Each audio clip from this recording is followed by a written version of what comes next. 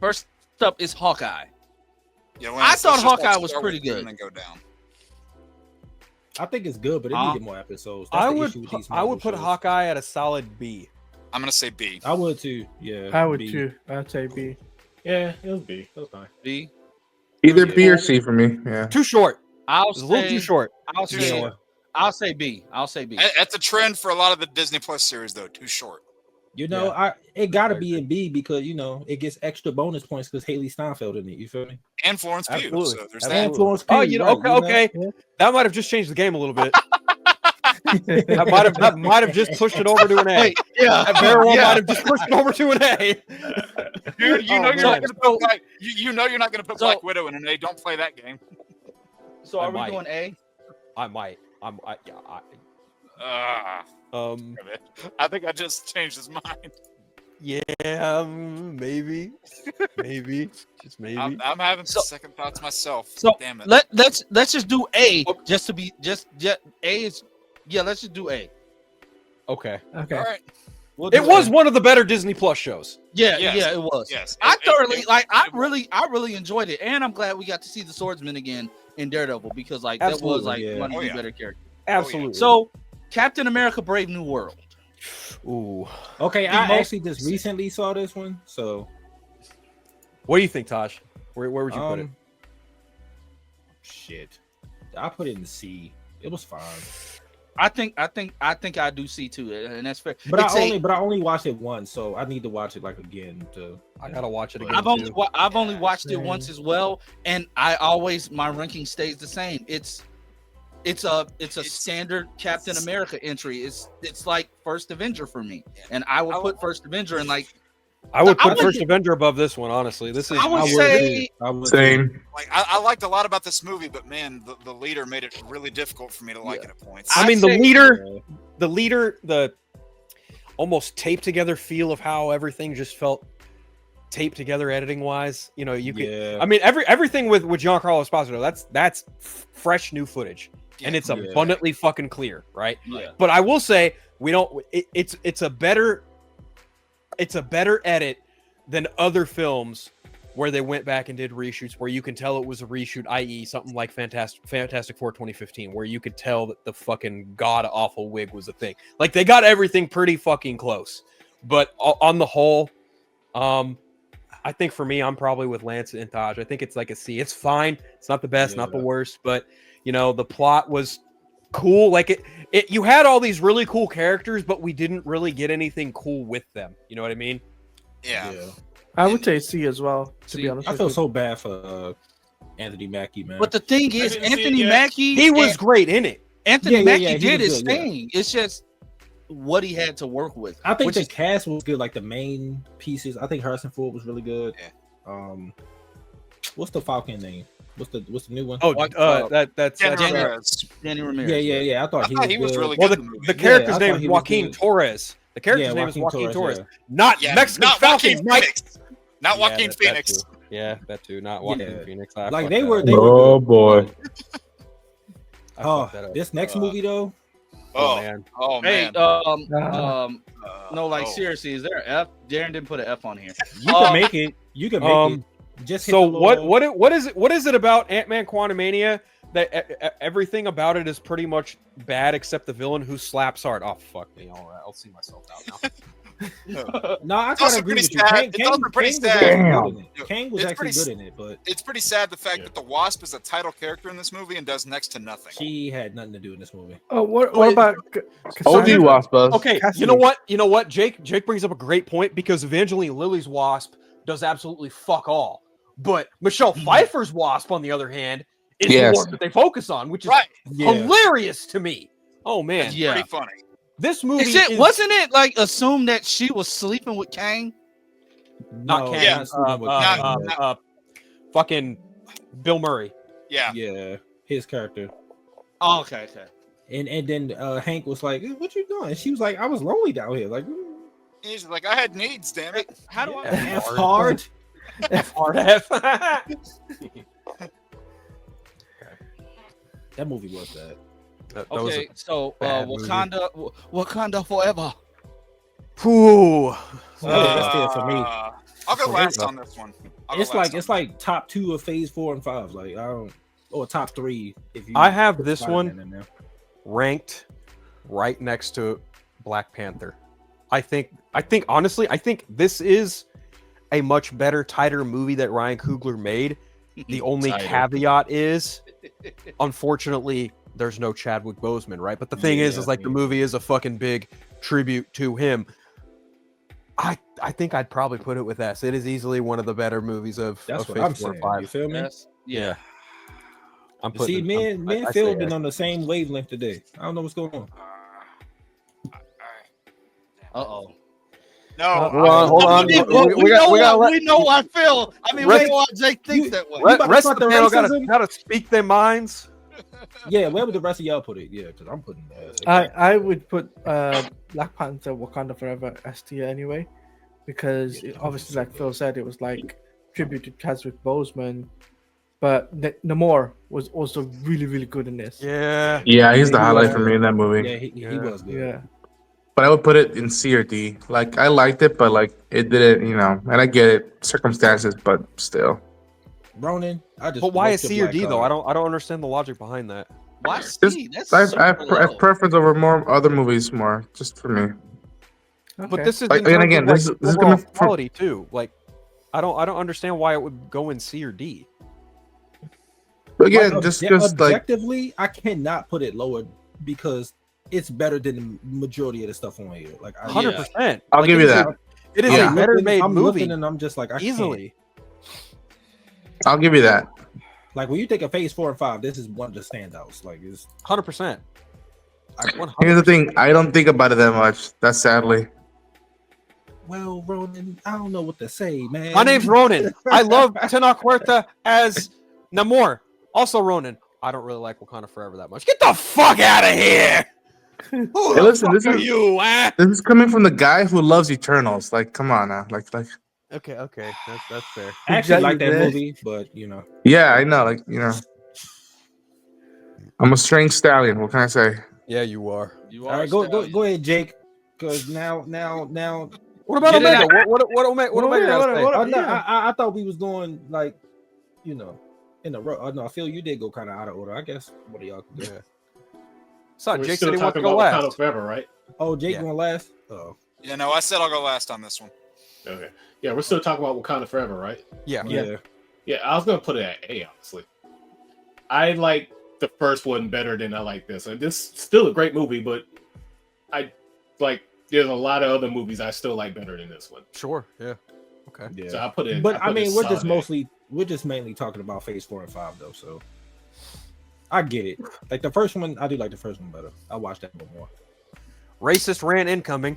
I never gave Jake a black card, so I don't got nothing to take away from him. So I have nothing to lose anyway. Anyway. So, I would. You know what? Never mind. yeah, fuck you. We already know what you're gonna say. So going into this movie, I really wanted to like it. I think standouts. That's a lie. Fuck you. I think Shuri and M'Baku and just the whole world building of the world extensions they did of Wakanda and even all the telecom stuff. I really liked that. What killed it for me in this movie is what was the highlight for Ronan is I could not stand Namor in this movie. It's Namor, you racist fuck. Shut your fucking mouth and wait your turn. He brought it down to me to such a low degree, and it just annoyed me so much. Nothing against the actor, but just the way he was written. And I Isn't think that what a good villain does? Like, you're not supposed to like them. it wasn't even that, but I think it was because I had Comic Namor stuck in my head, and Comic Namor is somebody who he'll defend like his territory, which in of course comics is Atlantis, but he's not somebody who goes and actively seeks out war with surface dwellers unless he's attacked first. So not only did that just go completely against that character, and then you get to somebody like Atuma in that movie, who is his main rival. He was that tries- attacked first, though. My point is, Atuma in that movie tries to constantly combat him for the throne, or in the comics he does, whereas in the movie, Atuma is his right hand. So that just didn't really make. Well, maybe they But it's will an do that later on, adaptation. though. Like Yeah, maybe it's they'll an do that later. adaptation, It's bro. their first Like, appearance. Like you can't do Fair. too Like, much. I don't know. Right? Granted, I only saw the movie one time, and I didn't have a desire to see it Too- again. because Like, too many black people for you. I hey, know it was. jokes on you. I love the first movie, but I like I said, I might have to see it again.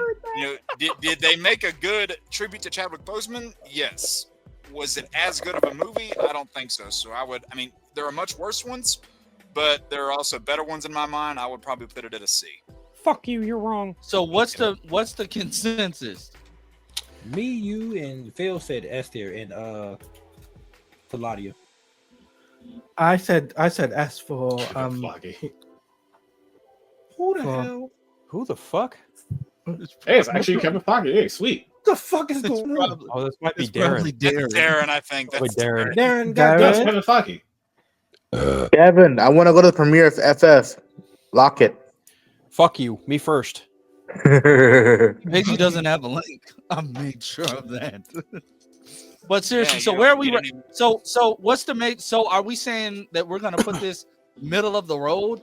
Like, Well, that's insane. okay, so it's 4 for S. Jake, I didn't hear what where you put it. Did you put it C or D? I said C. Okay. Ronan said C. Omega said A. I feel like at that point, the kinda happy average it. medium. The average would probably be closer to A. So A. Yeah, probably. Unless Darren, unless yeah. Darren What, gives his Darren? Where do you think it falls? Wakanda Forever. 4 of us said S tier. You're by muted, the way. Darren. No, I'm muted. S Oh, well, it's definitely Oh, S tier. okay. Well, then that's an outvote. You're not Kevin Oh. Feige. All right. All right. We win. Okay. Yeah. So next up, Doctor Strange and the Multiverse of Madness. Oh Lord. I put this in. No, because I Let's- think Captain America. I think Brave New World is better than Multiverse of Madness. Ooh, hard disagree. Let's go like just Yeah, down the you- line to like Lance, then Taj, then Ronan. Let's just go Yeah. down the line. Yeah. So Lance, what you say?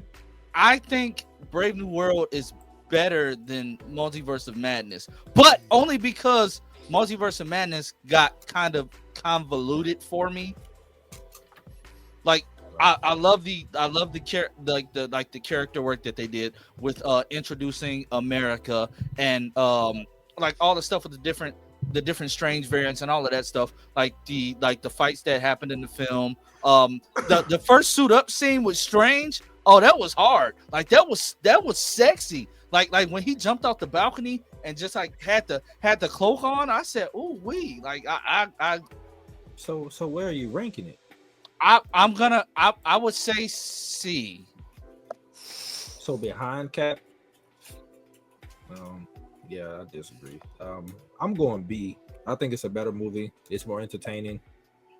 It's a little messy, but I'd rather have a messy movie that's still entertaining and some good character work than a movie that was chopped up and messed up. And yeah, I guess that's fair. I'm going B. Yeah, it's B for me. I echo Taj's sentiments. Same. Yeah, I'm like, I think it's better than Cap, but I still think there's some funkiness to in the Multiverse of Madness. Jake. All right, this is where I get a little bit of redemption.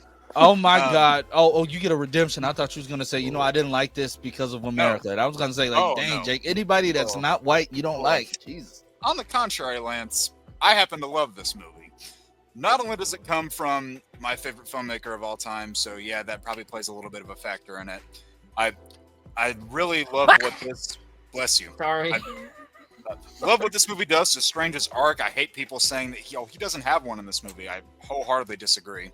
Because this movie takes, like the Infinity War Endgame decision that he made unilaterally and kind of puts it into perspective of the audience. Hey, we trusted him on that. We went with his word. Maybe we shouldn't have done that. What if he was wrong? So that creates a whole interesting dynamic there. This movie also did Wanda the best she had ever been done, in my opinion. And you got Raimi's weird, goofy, campy horror nature combined with MCU, wizardry stuff. And I think one of the main complaints that I see for this movie too is people are saying, "Oh, where there weren't, like cameos from X, Y, Z." It's like, first of all, the movie never promised to be a cameo fest. Just because you heard Patrick Stewart's voice in a trailer doesn't mean that the movie promised cameo fest. They teased there was going to be a little bit, and you got a little bit. Could there have been more, explorations of different worlds within the multiverse if they added, say, an extra 5-10 minutes to the movie? Sure. But because of all those reasons, this is definitely in my top 10 of MCU movies. Oh, I don't know if I would put it at an S, but I'm Wow. verging back and forth between S and A. For the moment, I'm going to go high A, but I could change my mind. And no, That's fair. the budget was not a mess on it. Okay, who's next? Oh, fail. So I'm with Jake in this one because this is also in one of my top 10. Matter of fact, it's even in Wow. my top 5 as far as the movies go. It's in the top 10 of my overall MCU rankings. I'm a huge fan of the Doctor Strange franchise. The first film is phenomenal, and for the longest time, it was my number one until Spider-Man: No Way Home, even beating out Winter Soldier. The second film elevates everything Doctor Strange went through from his movie to Infinity War. Endgame less so because he's in it for all of 10-15 minutes, but even still, the decisions and consequences of what he did in those movies carries over into this one very nicely. His whole humbling arc of having to reconcile this notion of yeah, I love Christine Palmer, but it's never gonna be a reality for me. But the thing is he gets to tell another version of her I love you in every universe, and that couldn't be more true. I do also really despite how fan servicey it was, that the Illuminati comprised of fucking Black Bolt, Professor X, Captain Mariah Rambeau, and John Krasinski as Reed Richards. I was like, that's really fucking cool. And then, of course, I think I said Professor X, but they also almost got fucking Daniel Craig to play Balder the Brave. That would have been really cool too. I think this is one of Elizabeth Olsen's best fucking performances in the MCU, and she goes out like a total boss. I think this movie is also highly enhanced by the additional extra credit that is WandaVision, because let's face it, people who go see the Marvel Cinematic Universe films may not watch the Disney Plus stuff. So the Disney Plus stuff at this point, at least in my humble opinion, is supplemental to the films, more or less. For example, in the case of Captain America: Brave New World, you can watch that movie and be like, how the fuck did Sam get the shield in that suit? Then they go back and watch Falcon Winter Soldier and go, oh, cool. It's symbiotic in a certain respect. I hate the criticism of, oh, it's a homework problem. It's no, you're a fan and you're just thinking it's a fucking homework problem because you want this thing to succeed. And I get it. But just on the merits of the movie, it is... When I heard Scott Derrickson was stepping away from the second film, I was disappointed. When I found out Sam Raimi was being the one to take it over, I was ecstatic.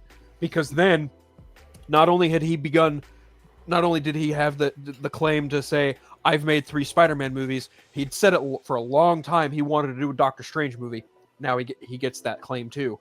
So overall, I think this is one of the most unique, and you can see a director's vision through this movie, and you can see Sam Raimi's fingerprints fucking all over it, and it's amazing. I love this movie, and I even love that Doctor Strange, Benedict Cumberbatch, he's playing variants of Doctor Strange, but homeboy has to showcase a fucking plethora of range. Yeah. There's a lot going on in this movie that I think is so much more deeper than what people like to say. Oh, this is a missed opportunity. They fucking killed the Illuminati. Is the movie called The Illuminati, or is the movie called Doctor Strange: The Multiverse of Madness? Right. I rest my case. Overall, again, like Wakanda Forever, this is a standout MCU movie for me. I fucking love this movie, and I would put it in S tier. You know what? I'm going to bump up my rating on that too. I'm going to bump it up from A to S. Wow. So, who else has to go? Omega, then me, then Darren. Okay. Go ahead, Omega Balls. Tall. Omegle. Just kidding. I think you're muted, buddy. Yeah, you're muted. Anyway, I'll go. Yeah, I was freaking muted. Hold on. Yeah. Go give your rating. My kid is apparently in my living room. Lance is good. I was gonna put it in A rank. Everything Phil said above me was spot on. My only gripe about it was this is kind of just a nitpick. I kind of wish it tied into some. I just can't get my thoughts together straight on this, but it was like I kind of wish it just had a bit more tie-ins to other things, and it just maybe it showed a bit more of the alternate dimensions a bit more, but that'd have made a movie like 1 billion hours long. So Are you it saying was you fine wanted the way it more was. ramifications for the MCU? Is that what you're saying? No, I Yes. think he wanted more time in the multiverse itself. Which Both. is Yes to both, understandable. honestly. That's fair. Yeah, that's understandable. That's why I put it in. I guess maybe I may have put a bit too much hype onto it myself. But Yeah. it's still a great movie. Solid A. Again, I'm just kind of nitpicking here, but yeah, for me, solid A. For me personally, like this film is brilliant. Like from Sam Raimi, like Doctor Benedict Cumberbatch doing the different Doctor Strange's performance-wise was really cool visually. But when it was going through the multiverse thing, this is kind of a nitpick I have. Is one of the parts made me trippy when like his face is like exploding, like Oh, yeah. like into, yeah, it that kind of made me a bit trippy. But other than that, like Elizabeth Olsen was really good, really brilliant, I should say, in terms of her performance as Wanda Maximoff. And I also got to say, I forgot her name, America Chavez. Yeah, America Chavez, right? Xochitl Gomez was the actress. She was actually really, really cool Mm-hmm. to be introduced into the MCU. I've never heard of her character before, but it was really cool to see that.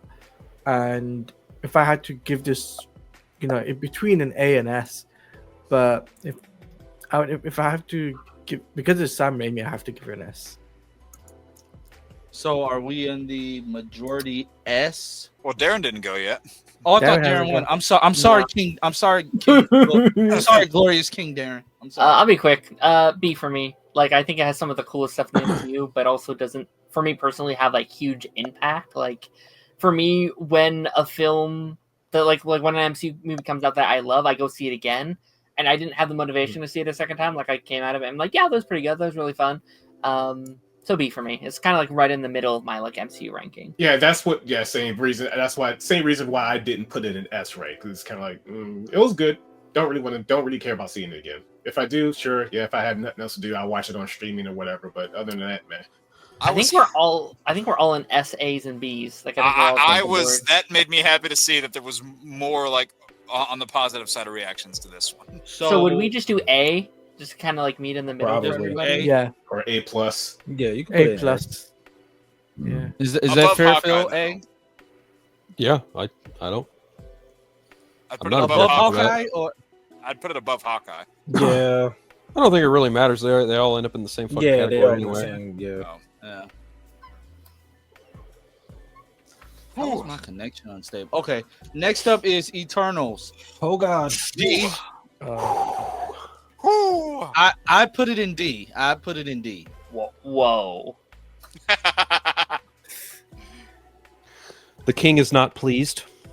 All right. I did not. I Eternals didn't hold my attention. Not to say that it wasn't entertaining scenes, because some stuff, kept me entertained.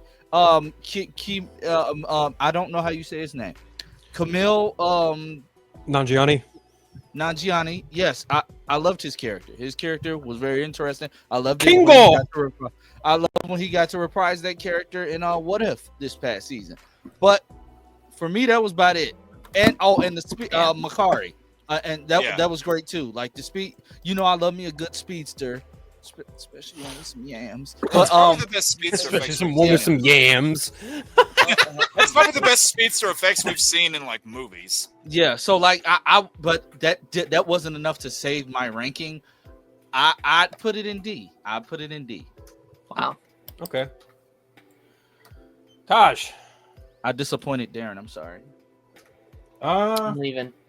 I actually enjoyed it. I don't think it's like upper echelon or nothing like that, but I'd put it like C, B. Yeah. You know what? If you ask me what would I watch more between Captain America and Eternals, I put on Eternals before I watch Captain America. So I'd probably say like B. Yeah.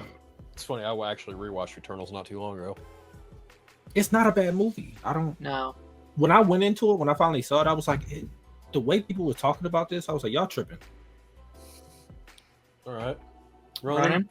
Yeah, for me, Eternals is the second best film after Endgame. Like it's Guardians 3 and then it's Eternals. To me, what they did was like open up a new road of like stuff you can go. It's like instead of just one big bad, it's just like, all right, you know what? Let's deal with space gods now with Celestials. And I mean, I've heard the argument that maybe this should have been better as a Disney Plus series, which I guess in some regards I kind of see that just because it would give the characters more time, but within the span of 2 hours and change, the actors, the actresses did enough job to get me have more interest to spend more time with these characters. This and it was full on Jack Kirby. Like this is another trippy side of Jack Kirby's creations, and yeah, it was it's shot beautifully. Like my gosh, there's just gorgeous shots. I was, I've never been so like, holy shit, we're in space now with Marvel than the big Celestial dude picking up either Salma Hayek or Gemma Chan. Be like, oh shit. So yeah, I would go for me S tier. I like to me. I would have wished for Eternals 2, but I hope at the very least we see like remnants of them because I think that's still an untapped potential for the MCU. Agreed. Jake? So, I have warmed up on this movie more since it came out. I initially wasn't too hot on it. Because all the people of color. What is wrong with you? Every damn time you get the chance to, you will. And I'm going to make you eat your words on one of these future projects. So I'm looking forward to that. But anyway, character dynamics I thought were really good. I love Jake. Yeah, you do. You really do. Character dynamics I thought were good. And I felt that, one weird complaint that I saw for this film is that people say, oh, it's connected. It's like, believe it or not, the first Guardians was the same way, and it was done that way in the event that it didn't work, so it could have just been its own thing, and then they didn't have to reference it, but that ended up leading into a successful franchise. If they wanted to bring more of these characters back, I wouldn't be disappointed. I mean, can you shut the fuck up? No, I'm sorry. I'm doing double time right now. My bad. Keep going, man. No, I like that we actually finally got mentioned for the Eternal stuff, like the whole Celestial Island in Captain America. So they're actually showing recognition for those things. But the plot did not capture me. The villain, again, is another thing, did not capture me. I don't hate this film. There are worse ones, but there are much better ones in my mind. So I'll throw it at C. Also, to add on before anybody else goes, like we got Star Fox and Leprechaun in space, man. Like, god damn it, man. That was Fuck! Oh yeah, I Just want to see forgot. him again. Just do I anything. so much I want to do with that. Like that's a whole like. Again, if people are deep fans, like Star Fox, and I think even the Leprechaun are like Avengers members in the '80s, and it's just like that would have been a whole different dynamic. I would have wished to see in the MCU, but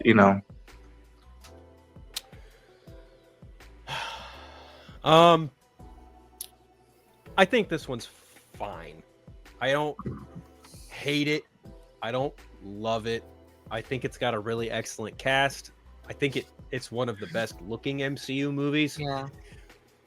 But man, that story is just not all that engaging. And it's very, I'm not going to say disingenuous, but it's just very disjointed with the rest of the MCU in that, oh, we're the Eternals. We witness all this shit going on in humanity. but we are obligated not to intervene. Sorry, half your fucking universe gets wiped out. It's like, Yeah. that's a little, that's kind of like a, I don't know. Like, I just think that there you could have done a lot of other interesting things with these characters, but I also think that when it comes to Marvel characters in general, the Eternals are on like the lowest of low of the rung, you know? Yeah. Like I think Yeah. just on the whole, and even then, like, you know, I did a little bit of research and I read a little bit of Eternals before watching this movie, and what they did with the Deviants was just so fucking wasteful in a way, because the Deviants are supposed to be the antithesis of the Eternals, and in the movie they're, you know, it's just one deviant. His name is Crow, and he's just this big fucking scrollish monster, and it's just like, okay, what the fuck ever. Yeah. It just felt very ambitious and almost too big for its britches. So I think I would probably put it at like probably a fair C for me personally. When you look at the comic Eternals too, it's like they are assholes. Like, why would you want to root for them? I know, right? Like, Yeah. Would you I don't know. Phil? Would you have liked the plot better instead of them being there already? What if they would have been awakened because of what happened with Thanos? that I would have been, I would have liked Yeah. that. I that would have been yeah. excellent, but I also really would have liked if you saw them interact with other characters throughout time, and actually more specifically, the whole Mount Vesuvius thing. There was an ample opportunity there to fucking have Loki show up, and he didn't. That was Yep. bullshit. Yeah. That was fucking Like, bullshit. it doesn't help that this movie is like the end of the world. We gotta save them from deviants. Or I would have also really liked when they were showing the Eternals through time, like, show us what Wakanda looked like back in the day. That would have been Yeah. cool. That would've Wakanda, been cool. Asgard, you know, whatever the fuck. That would have been Fuck, Yeah. even what's the place in Shang-Chi? Yes, Yeah. Yes. Valley of Spirits. yes, I think Yeah. so. I forgot the actual Yeah. name, but yeah. Like, like, it doesn't help you know- that this movie has an end of the world like plot after Yeah. Endgame, and like that's one Yeah. thing that you can't Right. do back to back end of the world stuff a because the lot of stakes Phase are no 4 longer was there. doing a lot of like end of the world stuff. And was yet like, we didn't get an Yeah. Avengers movie. Also, Yeah. like, I would have really just liked a scene with like Fastos, like showing the development of the nuclear weapon with, say, someone like, you know, fucking Hank Pym or Howard Stark or Yeah. someone in the MCU. Like, Reed Richards. we're told all the time, like, yeah, these characters watching a whole bunch of shit happen, and it's like, well, here's the fun stuff of the MCU. Who fucking shows up? Hardly anyone fucking shows up in this movie, except at the end when we get fucking Harry fucking Styles, and it's like, oh, that's Thanos' brother. Woohoo! I don't know, man. Like, I just felt like this movie was a pretty big missed opportunity, but it is also equally pretty awesome for a lot of different reasons. But that's just me. Omega. Omega, you're up, man. Honestly, didn't see the movie. Don't really care. No opinion. short, simple, to the point. Love it. F. You know, I'll be Didn't honest see with you it. as well. F. I'll be honest with you as well. I've never seen this film, Wow. and to be honest with you, I don't give a flying monkeys about it. God. All right, well, Wow, Darren, it's on you Yeah. because we stuck between like B and the C right now. Hey Phil, check DMs. I think Phil. Hold on there. I think Phil described my thoughts a little bit better. Honestly, like, I think Phil said it because it's weird. It's weird when they say like, "Oh, we can't," and then the whole thing with them being robots the entire time, like, that kind of took me out of it. I'm like, wait, this is not what I know of the Eternals from the source material. Like, you're robots, and then finding that out, I'm like, all this time, and yeah, it's weird. It was weird. It was weird. It was weird. Okay, Darren. I like this one. No, I mean, when I first saw it, I actually quite disliked it. Like, I remember thinking it was boring, it was whatever. But I rewatched it right before What If Season 3 because I knew they were going to have a couple episodes. And on a rewatch, and I feel like if you guys have only seen it once, I would actually say, like, give it another shot because I think on that second go around, I think when it came out, I don't think people were quite ready for a movie like that, right? I think it was like people were so ingrained to like what a Marvel movie is and was, and it's like, well, that's what it is. So when you separate from that a little bit, not to say that's what you guys think, but like when you separate from that, it was like, okay, that's something very different.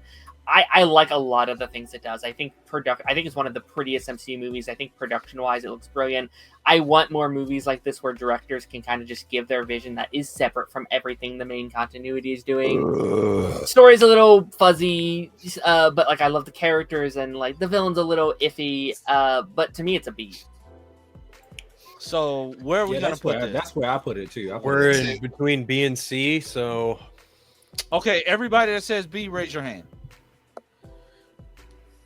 That's one. Okay, it's going in C. Sorry, Ronan.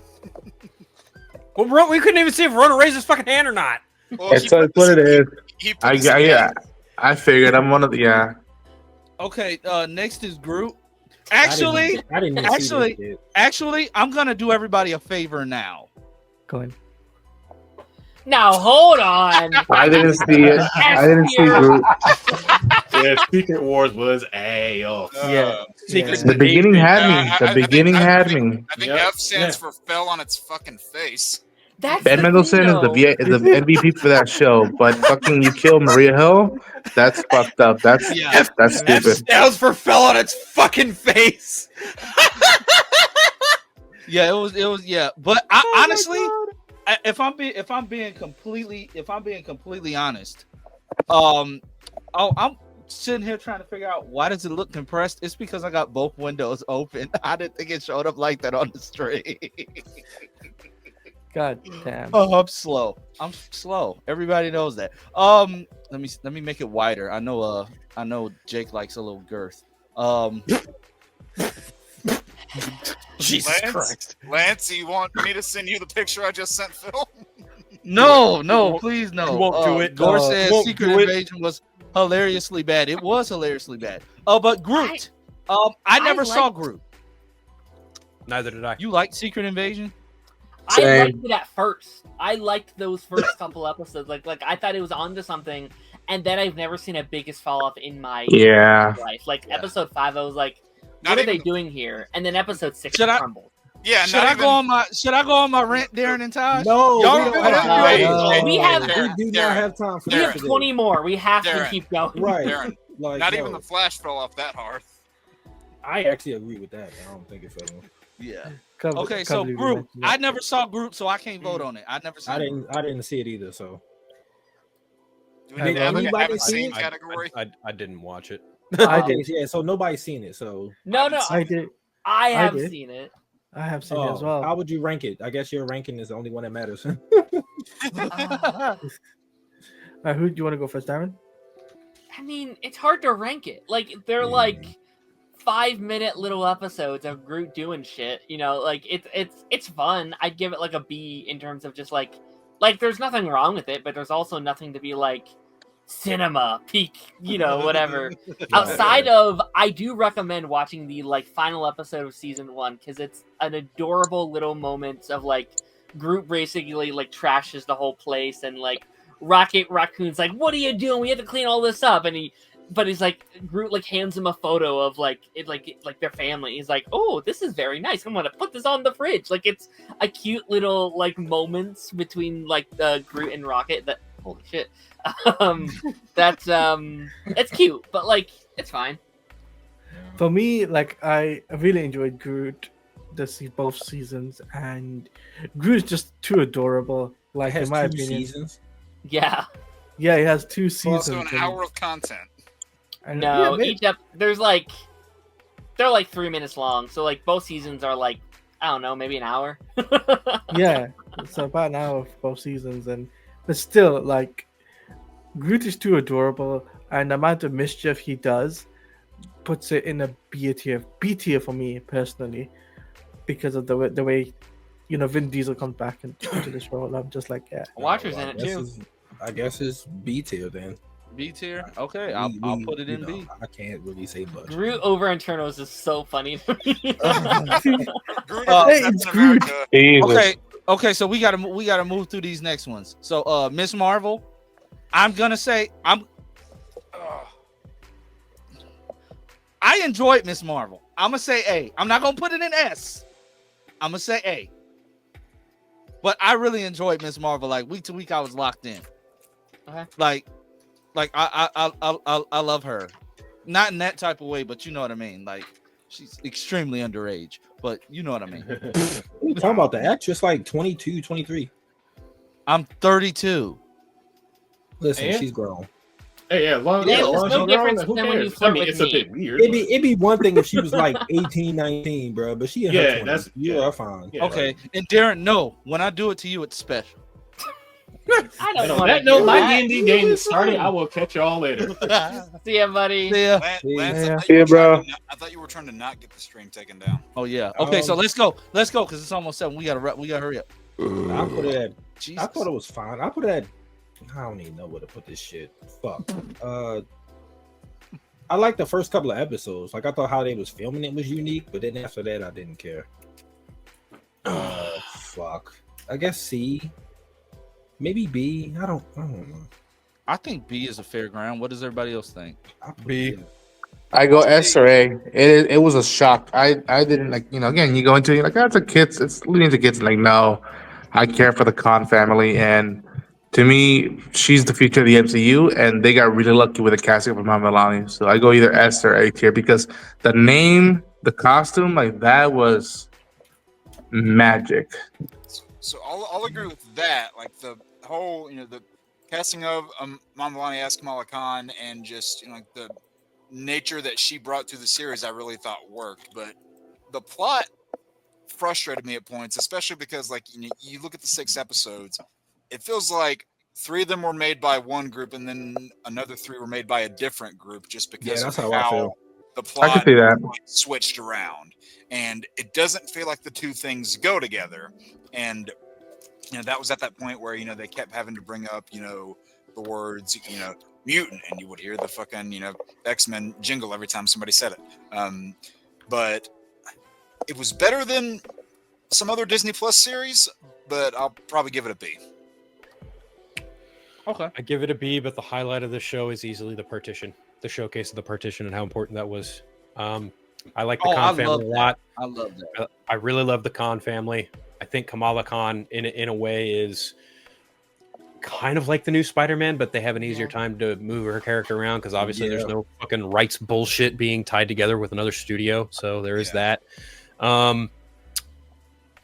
Yeah, I'm going with B, maybe an A, but I'm pretty firm in my B, only because I feel like the antagonists were kind of like forgettable, Okay, for me So- personally, sorry, go on. Oh no, not my fault, Talati. I didn't even realize you didn't go. My bad. Go ahead. No, that's all right. I was gonna give this one a B as well because, like, it's representation, and also to see Kamala's powers was really, really cool. So, and the fact that it was a miniseries instead of a full blown film, it was like, okay, that's something I can watch, and binge no problem. So that's why I would give it a B. Yeah. Okay, so we're putting Kamala firmly in B. Yeah. Did B, you go there? It's fine. Great character, Dang it! kind of middle of the road show. Lance, fair. you were just all I'm over the sorry. place. Yeah. Wow! Holy shit! Now I can make that joke. I The can make DC TV I would Arrowverse have said that, ranking. but we're live.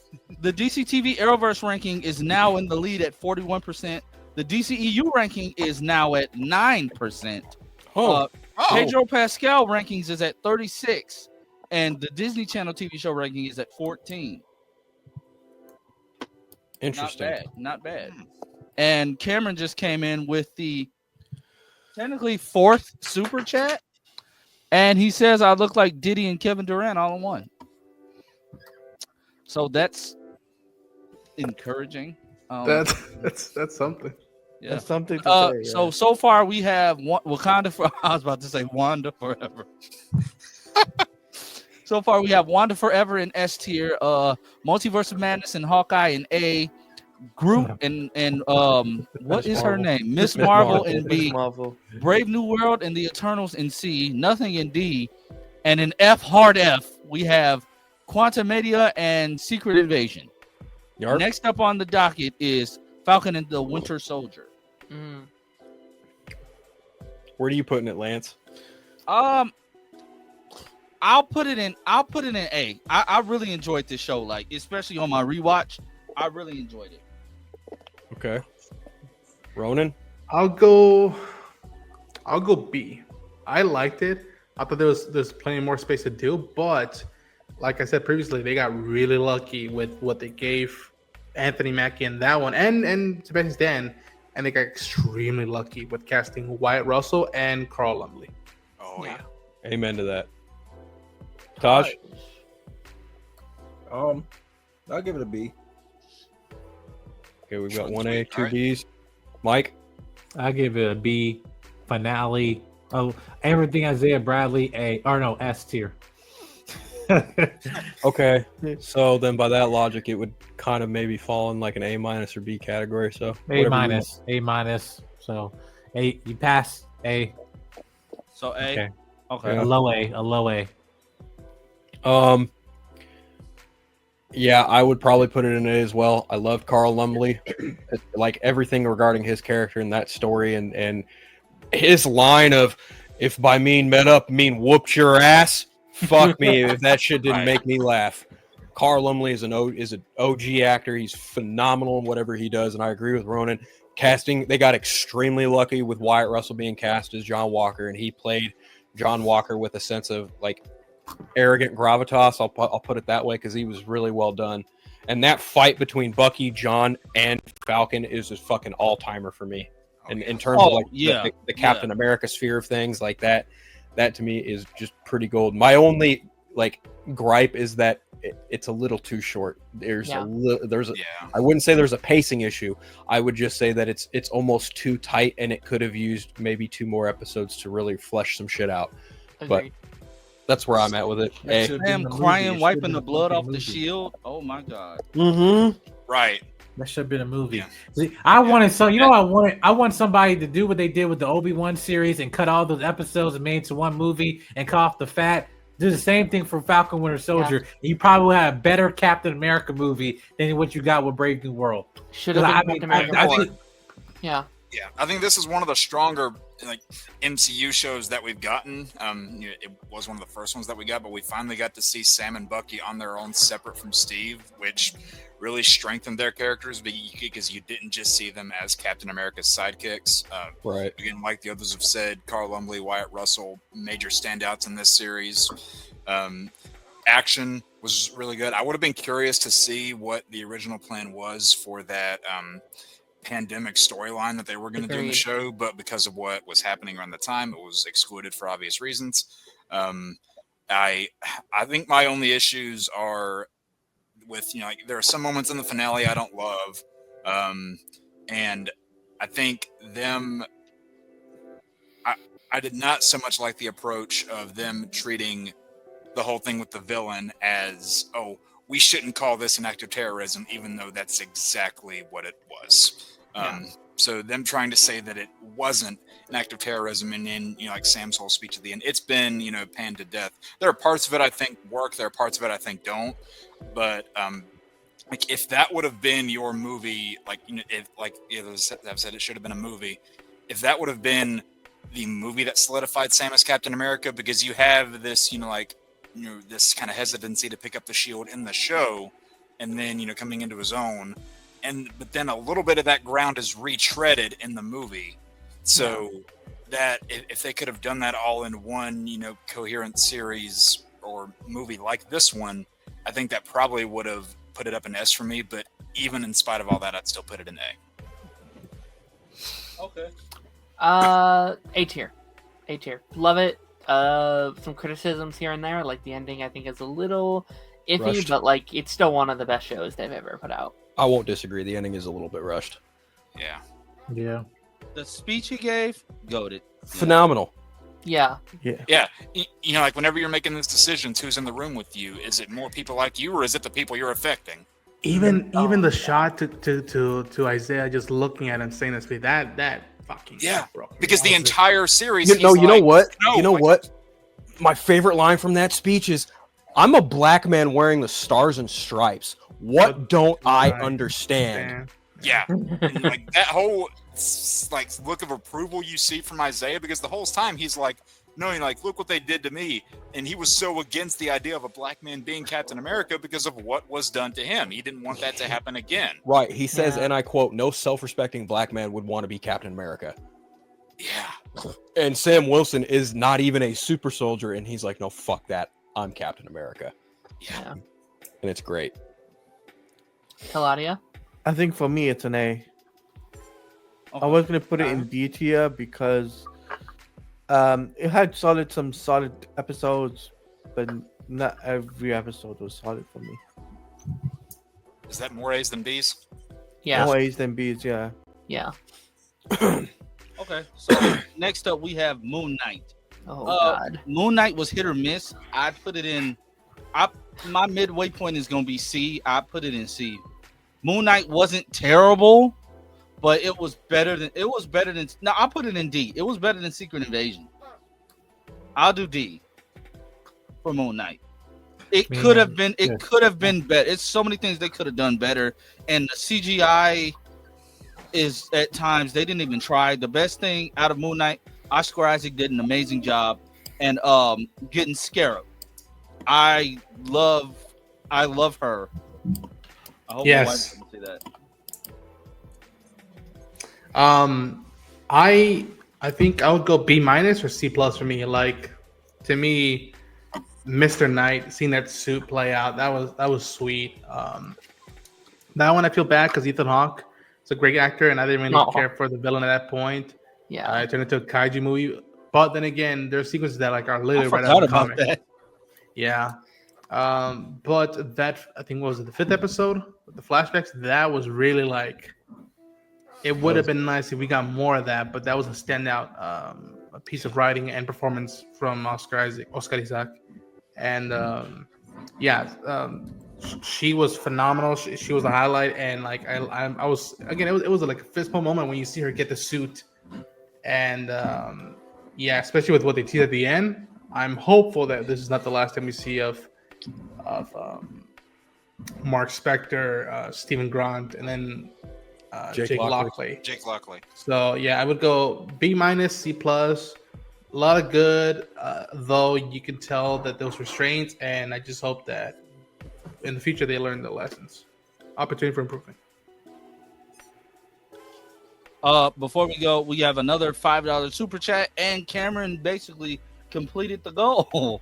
So thank you for that. Lance, do you think the MCU is going to resolve the Sharon Carter story from Falcon and the Winter Soldier before Doomsday and Secret Wars? I think they've forgotten about it, honestly.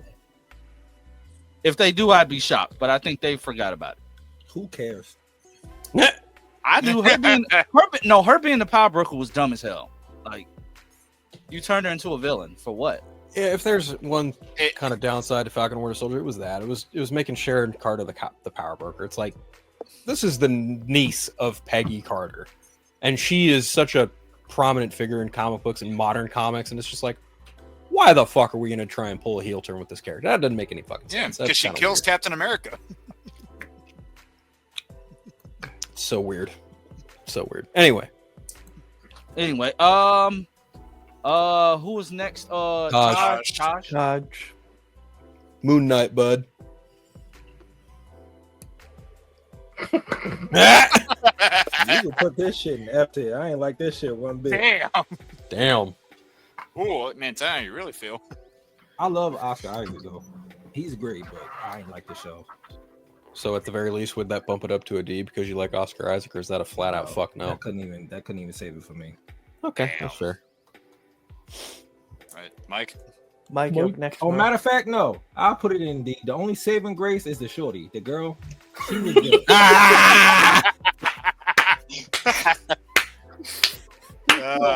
We got 2 Ds so far and 1 C. Right, Mike. Yeah, I put it in a C, like C plus. I mean, I don't know. If this is up for me, I'll move Eternals a little bit lower than this, but because Brave New World, there's moments in the same thing in Moon Knight. I'll put that kind of similar tier, but I enjoy Moon Knight more than I enjoy Brave New World. A little bit more, like certain scenes with it. Yeah, C. Yeah, I don't say C minus. I'll say C. Yeah. This Marvel need to be higher though, but that's just my opinion. I'm somewhere in between like a B and a C because number one, I think Oscar Isaac did a really great job Oh, in yeah. distinguishing the identities. I think a large problem for the series is it tackles such a big concept with little time. Like you really needed this. It kind of falls into a similar category of Falcon Winter Soldier. There's not enough time to really dive so deep into this character, and everything just feels kind of bum rushed a little bit. I thought Ethan Hawke as the antagonist was an interesting choice, but at the same time, it's just like I think if you're not necessarily initiated with some of the stuff in the lore and the source material, like he's only in the comics for very briefly, Arthur Harrow the character anyway, but like just the overall concept of like how integral all three of the identities there with Mark and Steven and Jake Lockley. I feel like there's a bit of missed opportunity to kind of just save Jake Lockley as like the oh yeah, he's here too, and it's like I wanted to see more of Jake, but it's up to interpretation of whether or not when Mark blacked out and Steven didn't remember it either. It's like, well, that was probably Jake Lockley, but we're not gonna know until we get another season. I think the big CGI monster fest was kind of jarring, and I say that as someone who is fond of the hippo god thing.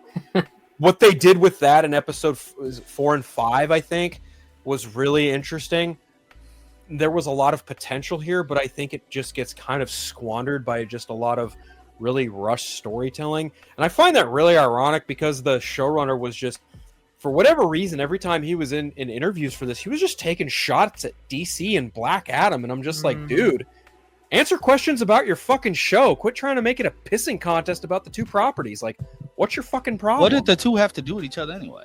He was all like up in his feels because Dwayne Johnson wasn't an actor of Egyptian descent or ethnicity to play a character like Black Adam. The movie wasn't even out yet. and he was also like taking shots at Wonder Woman 1984, saying everything looked fake. And I'm just like, dude, you literally have Oscar Isaac standing next to a CGI fucking Egyptian god rolling through space to make time move faster.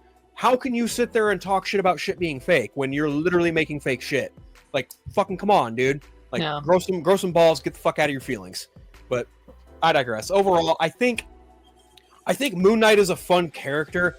I just think, based on what I know about the character and what I've read about the character, like, it's close. It's not quite there because, again, like, the three identities are so integral to Mark Spector and the overall character of Moon Knight, and I feel like just emphasizing the two maybe hindered it a little bit. But even then, like, technically speaking, it's just a very kind of flawed but fun show. But it's also very disconnected in a lot of ways from the other stuff in the MCU, which is weird to say because this was also kind of supposed to tie into Kang Dynasty a little bit, and that's not going anywhere now. So it's like, yeah, well, now Moon Knight's just out there in the MCU, and it's like, yeah, that's cool. So I'm probably going to land on C. That's where I'm at with it. So let's see. So 2Ds, well, yeah, 2Ds, 1C, 2Ds, 3 Cs, right? 3 Cs? Yeah. Okay. Jacob Lockley. So I was so torn on this series because, like, I think Oscar Isaac was really good in the lead. He was definitely better than his previous live action comic role. That's all I'm gonna say on that. Oh Lord! But this newest one's the best, though. Yes. And I feel kind of the same way about Moon Knight that I do Miss Marvel, to where the lead is compelling and entertaining, and the whole, like, three identities is a really cool thing to tackle. But when I compare it to Miss Marvel, I say, like, the beginning is good and the end is good, but the middle is kind of a mess.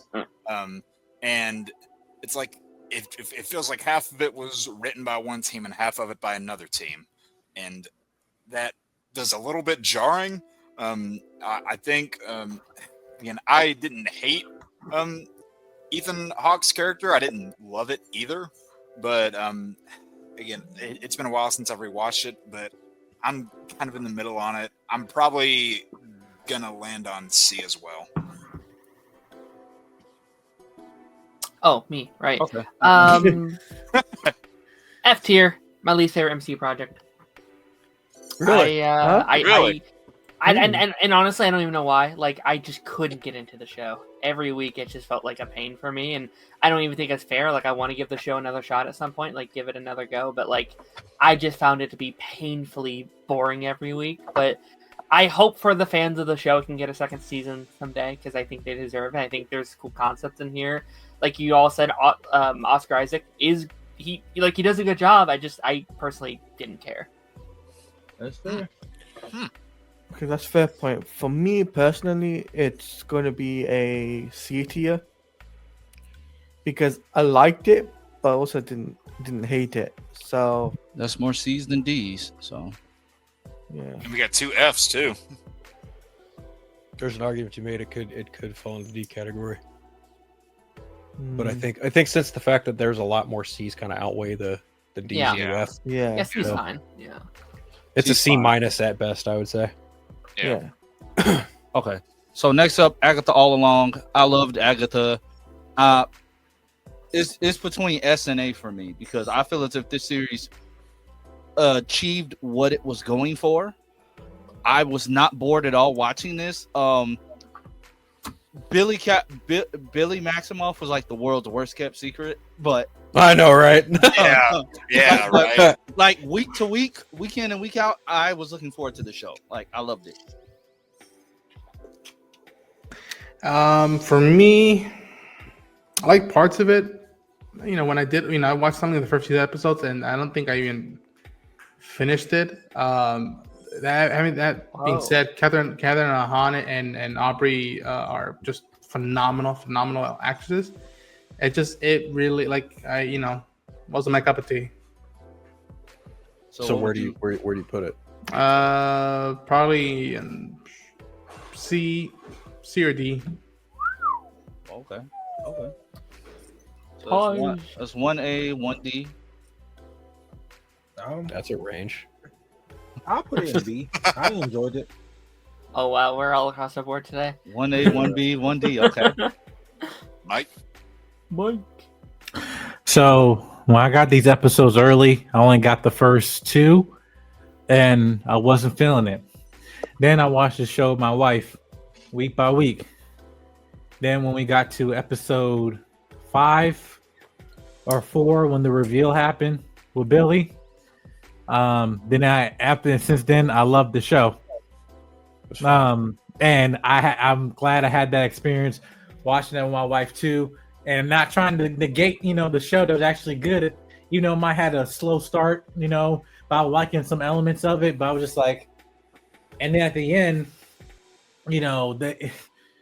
doing some also other things like with Aubrey Plaza's character, like it, it's completely knocked it out of the park. And I love Billy. I love Billy. And I love and Catherine Hahn. I think we'll see her again and Billy again. But yeah, no, I enjoyed the show. I'll say Phil. I enjoyed this a lot more than I thought I was going to. I was not sure how a spinoff of a spinoff, especially one about Agatha Harkness, was going to land. And you know what? I should not have doubted Jack Schaefer because she's a fucking phenomenal writer in her own right, and she directed the shit out of this series. She knew exactly what she wanted to do. She knew what kind of story she wanted to tell. And I mean, yeah, Billy Maximoff was like one of the worst kept secrets ever, but I think that was all part of the fun. Everyone was waiting like, okay, when's the reveal going to happen? When's the reveal going to happen? When's the reveal going to happen? Right? So that was cool. I liked how each episode, if you thought it was going to go a certain direction, then the next one would kind of subvert you a little bit. Instead of it just being, oh, we're just going to go like from building to building, house to house, and people are just going to fucking die left and right. They don't really do that.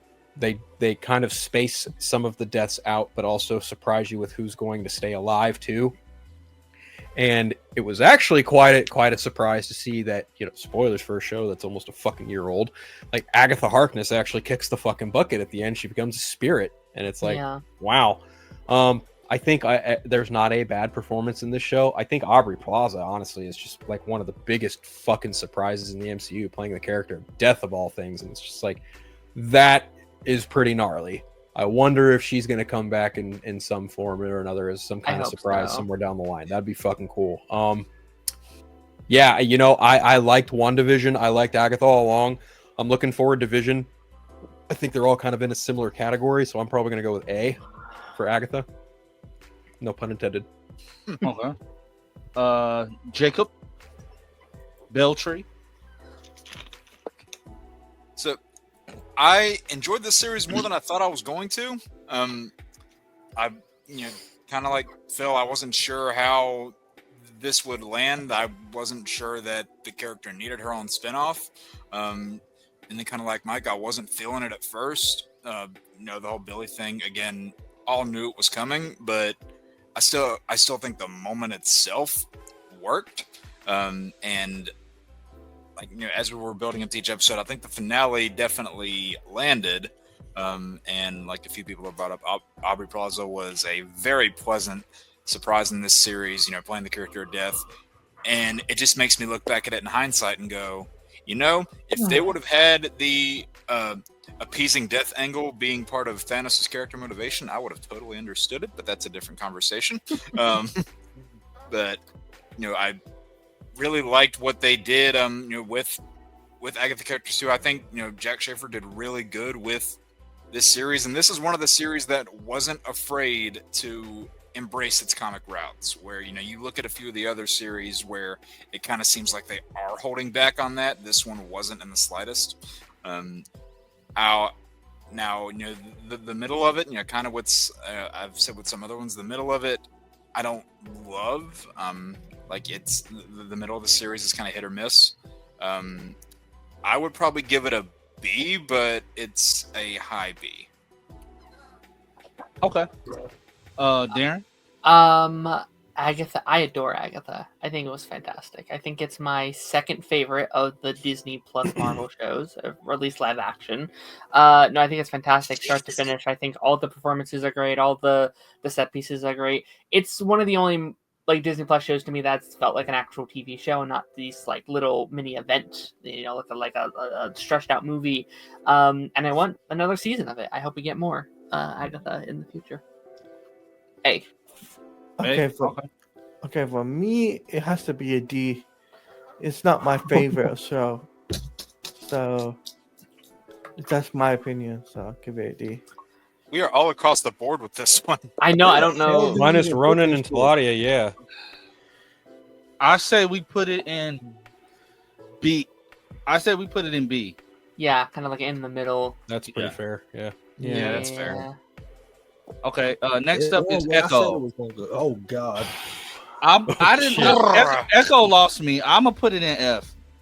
Yeah. After that, The best part about Echo, I think we can all agree, it was just seeing the Daredevil fight. I love Echo. Yeah. Really? I think there's a conversation to be had. I don't know. Echo's strange because I think it's in some ways it's one of the best of the shows. It just didn't have an ending. They just they had to cut stuff and they had to be like, well, it's over now. If they would have actually committed and finished the show instead of having this little 5-episode thing, it would easily be the best in my opinion. It's weird because the trailers got a lot of people with the violence and stuff. Yep. But it's just there, and it's not as Hold on. Why is Echo in this twice? Yeah, why is it in here twice? Yeah, it's in there because twice. It's an Echo, obviously. Ayo. Really? Anyway, what was I saying? I just realized that, yeah. It's okay, I couldn't hear you. Seeing this point of view in the MCU with the Native Americans and whatnot, I found that very intriguing. And again, it's sort of a thing where with a couple of these shows where as a whole I didn't like them, but that doesn't mean I don't want to see the character again. I want to see the character again, interact with more of the MCU characters, and go full on more action and whatnot. And just again, I tried it. As a whole, it wasn't my thing.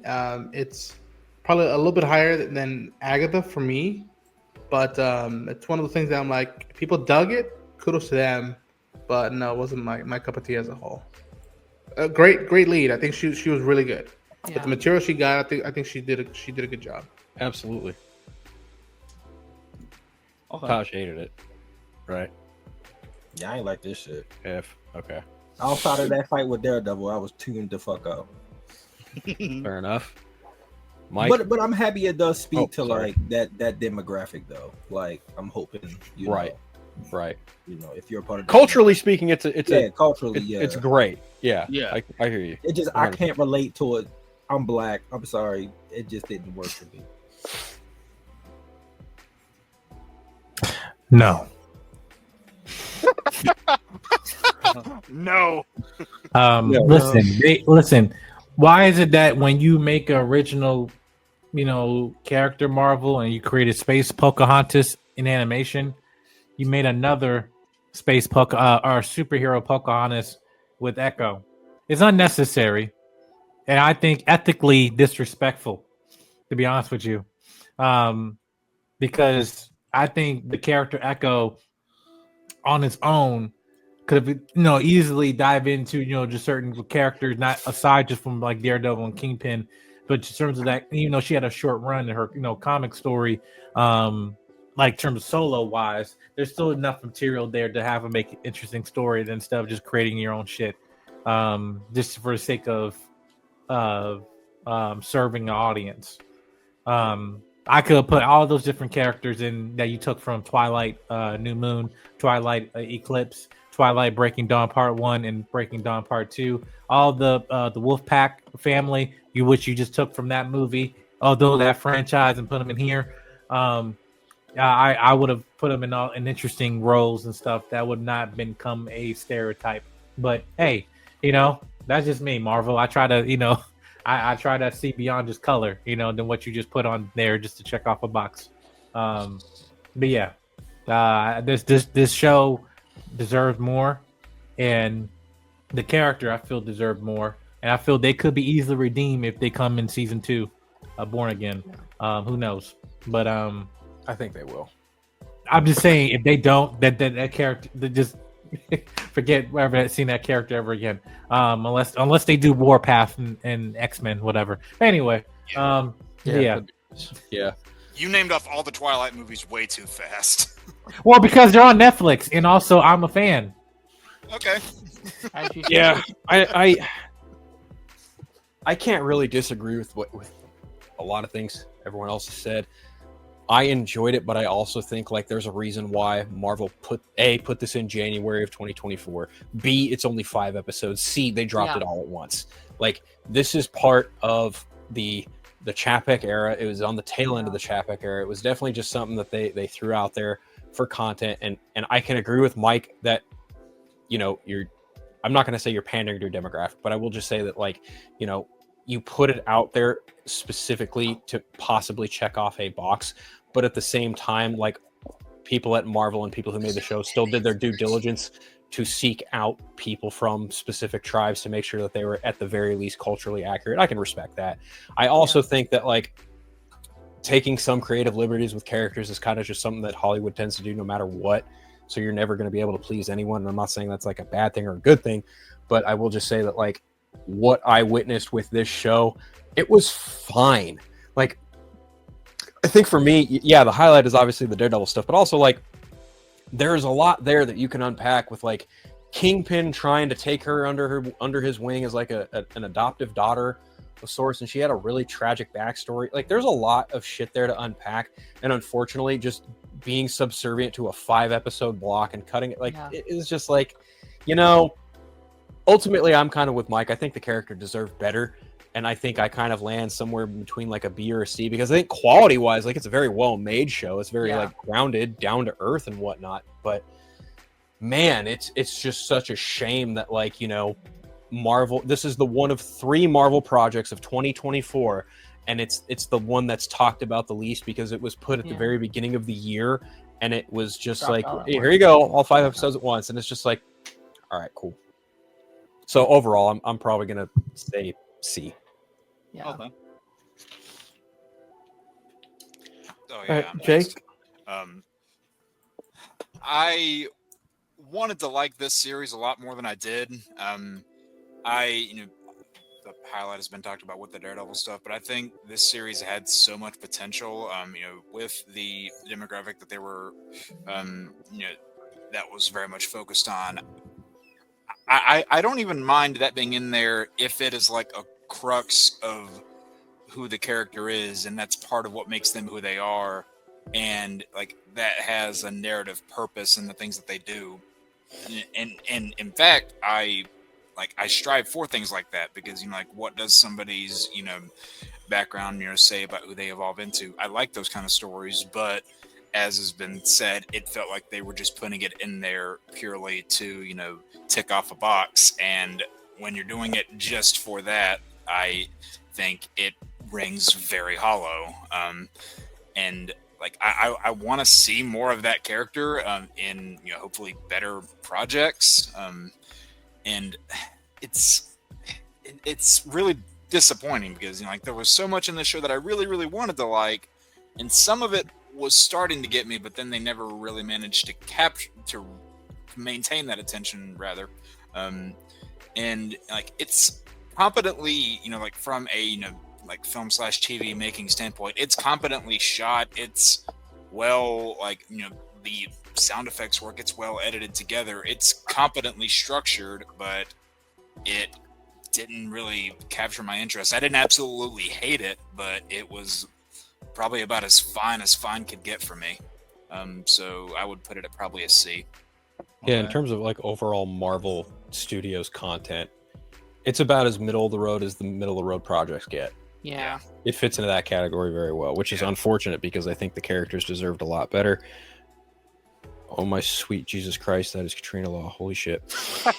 You just opened that? Yep, I just opened that. That's beautiful. Anyway. Phil, can you answer this question? I don't remember.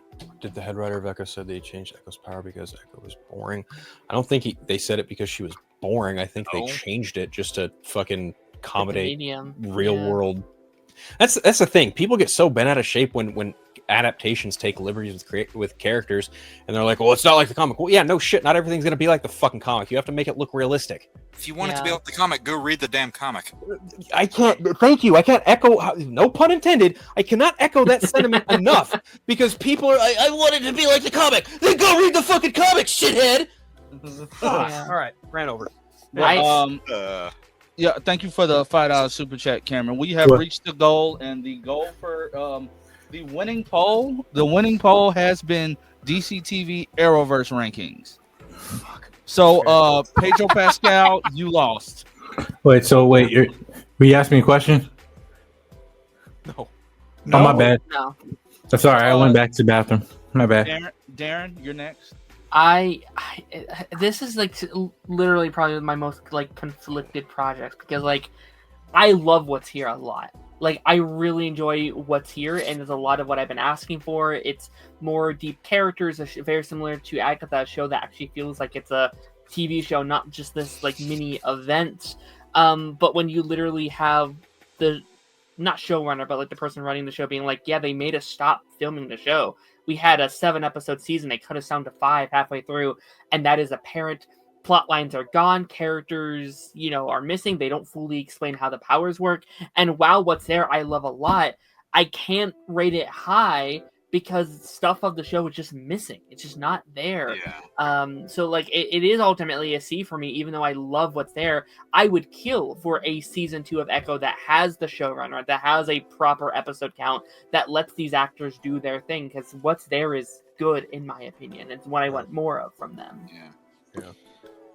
For me, I'm not much of a fan of Echo, so I can't really put any grading on it. Okay. So are we just gonna say another middle of the road? I think everyone was kind of at a C or a B. Okay. Yeah. They took it out of the oven 30 minutes too early. Yeah. 100%. Yeah. Yep. Daredevil Born Again.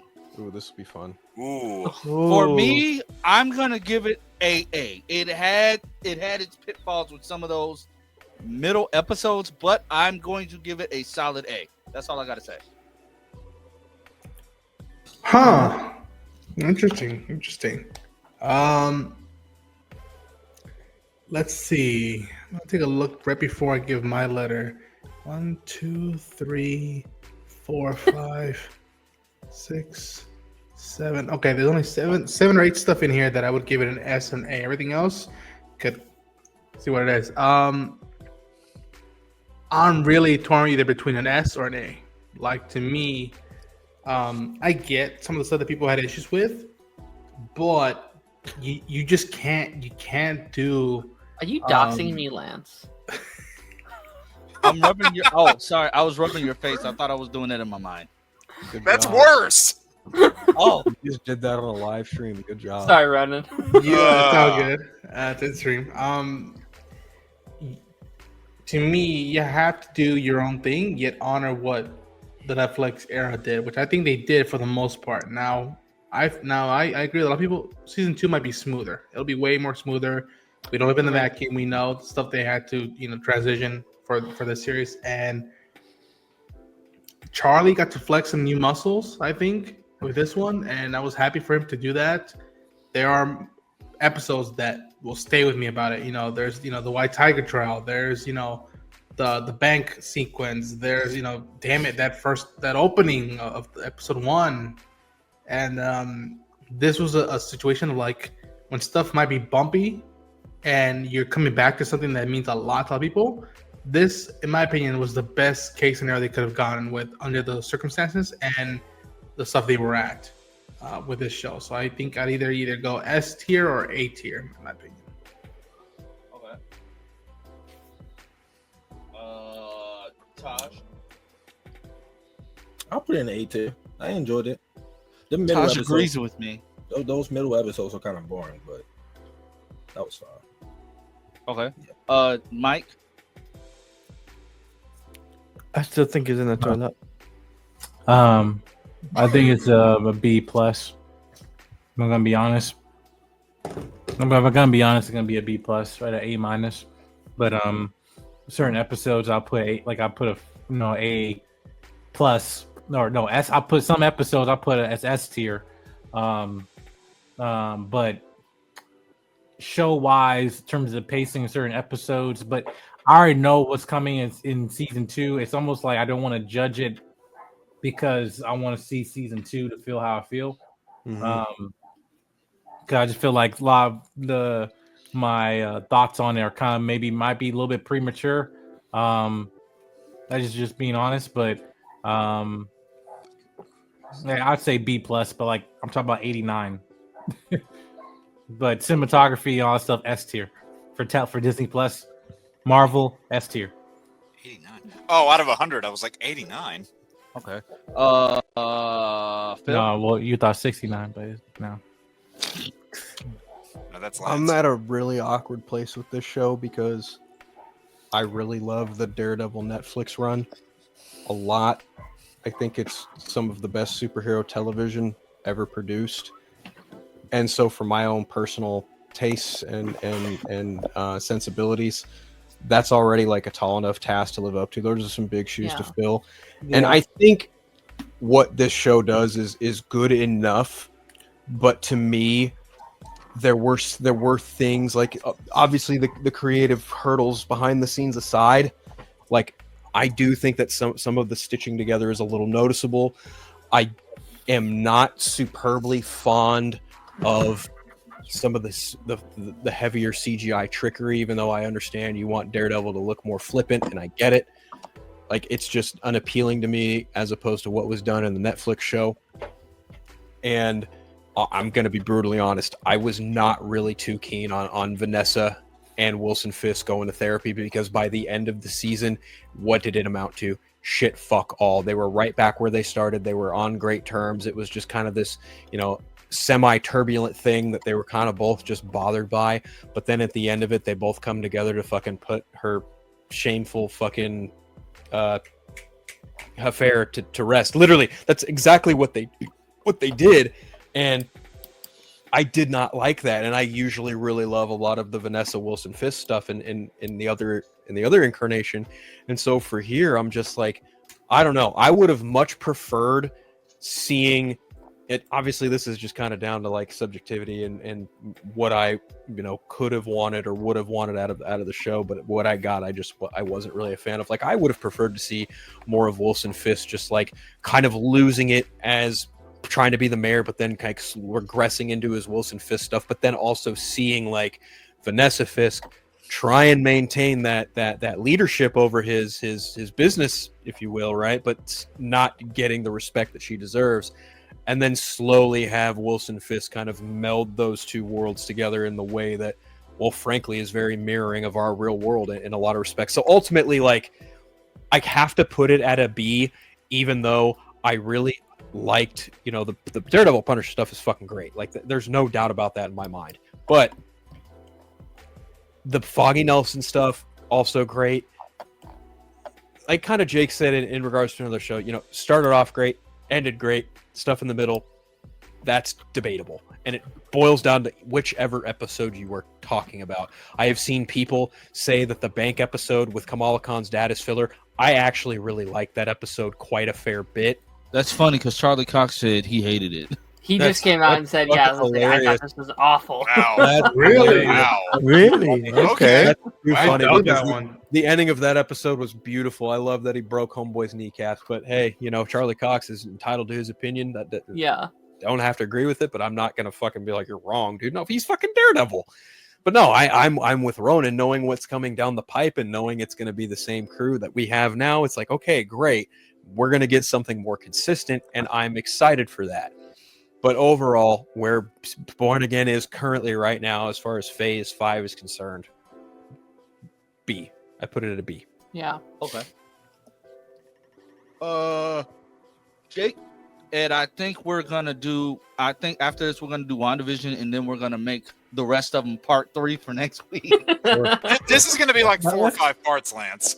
We may as well have just put the whole MCU on this list at this point. If it was going to be a multi-part, No, It's worth it. that would take Hey. forever.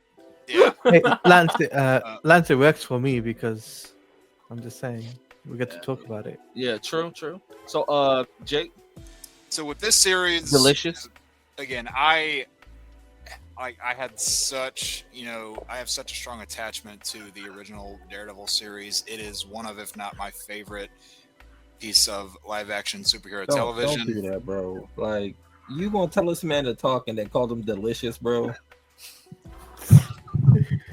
I mean, he's entitled to his opinion.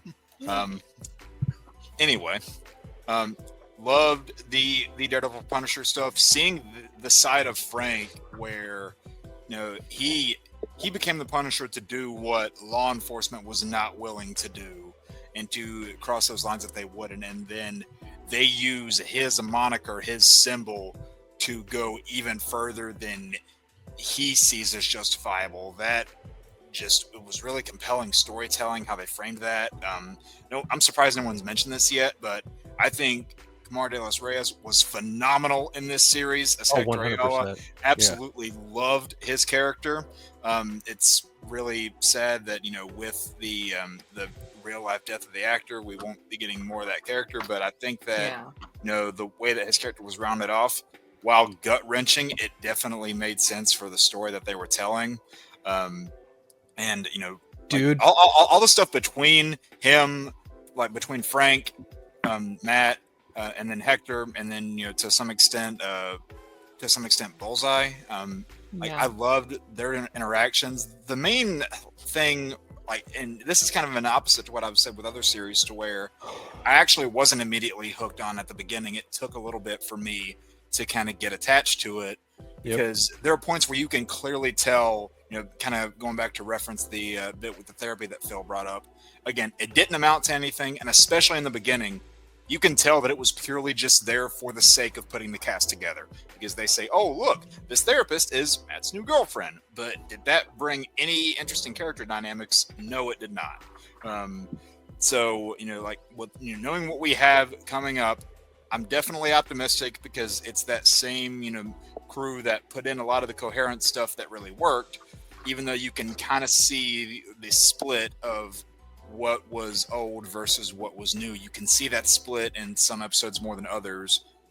I wanted to put it at absolute S tier along with that original run. Because of a few problems here and there, I'm not going to do that.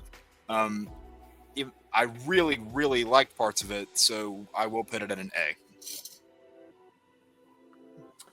Um, this show's tough to talk about, I think, because of everything you guys have already said. Like, I've said it before. I love every episode of the show. Every episode does not work together in unison, though. It's like these are good episodes, but not necessarily a good season, if that makes sense. Yeah. It's like 2 or 3 different shows kind of mushed together. And I'll say, like, I think, like, under the circumstances, it's a miracle this show turned out as good as it did. Like, this could have been an absolute train wreck, and Oh you know, I give it a little bit of leniency because I know they're trying their best, and I know season 2 will be better, and I know season 2 will rank higher for me than season 1. But it is a C just by all those things. It's messy, it's convoluted, but it's still ultimately pretty good. So B for me. For Okay. me personally, it's an A.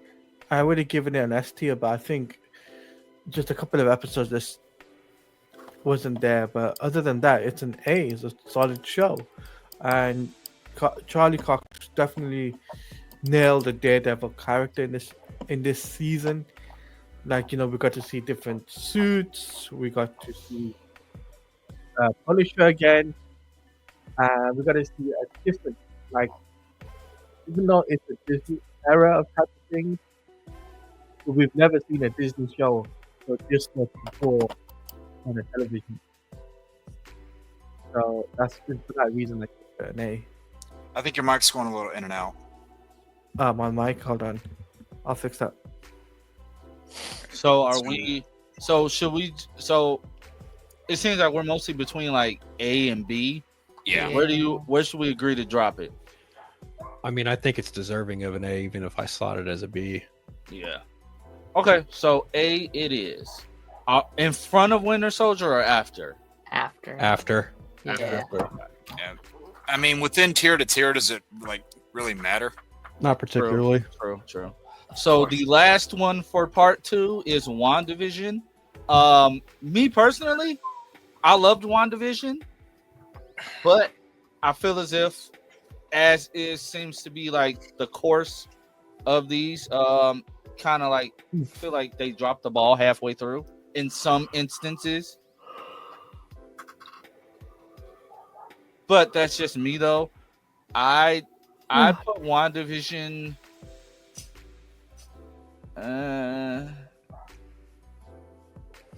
It's between A or B for me. I can't pick. Hey, I'll pick for you. Well, that's that. I go S tier. There's for the me. vote. Whoa. I really dug this show. This was the water cooler talk show, and True. to me, it was what I was hoping that they would explore with Wanda and Vision. And people always chime in at the finale. I dug the finale from a philosophical point of view. Yeah, there's the sword band guys and whatnot, but I heard people tell me that by the time you get to that ending with Wanda and Vision saying goodbye to the boys, and even Vision saying goodbye to Wanda, that you didn't connect. And I'm like, that hit home for me. Like that was, yeah. Then there's the sequence where she relives the moment that she opens the deed, and it's Vision saying so we can grow old together, and like he left her the land. I think Elizabeth got to like fully embrace Scarlet Witch persona, and I feel like that's just a little bit of what I think he can still do, and even more in the MCU. And Matt Shackman, I think he made his bones with that series, because now he's doing the Fantastic Four, and I am pumped as fuck for him. I'm happy for him. I feel like he maybe should have done a independent film before doing a big budget, but if he felt that confident, and and Marvel and Kevin and all them felt confident about him, then I'm pretty certain that they got another home run with FF. But WandaVision, well done. I love it.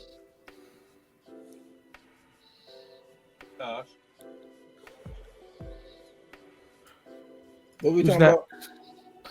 WandaVision. WandaVision. I haven't watched it since it came out. Shit.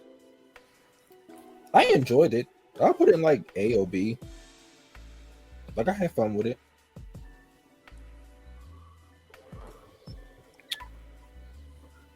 Okay. Mike. Michael, Yeah, I put A. Hey, okay.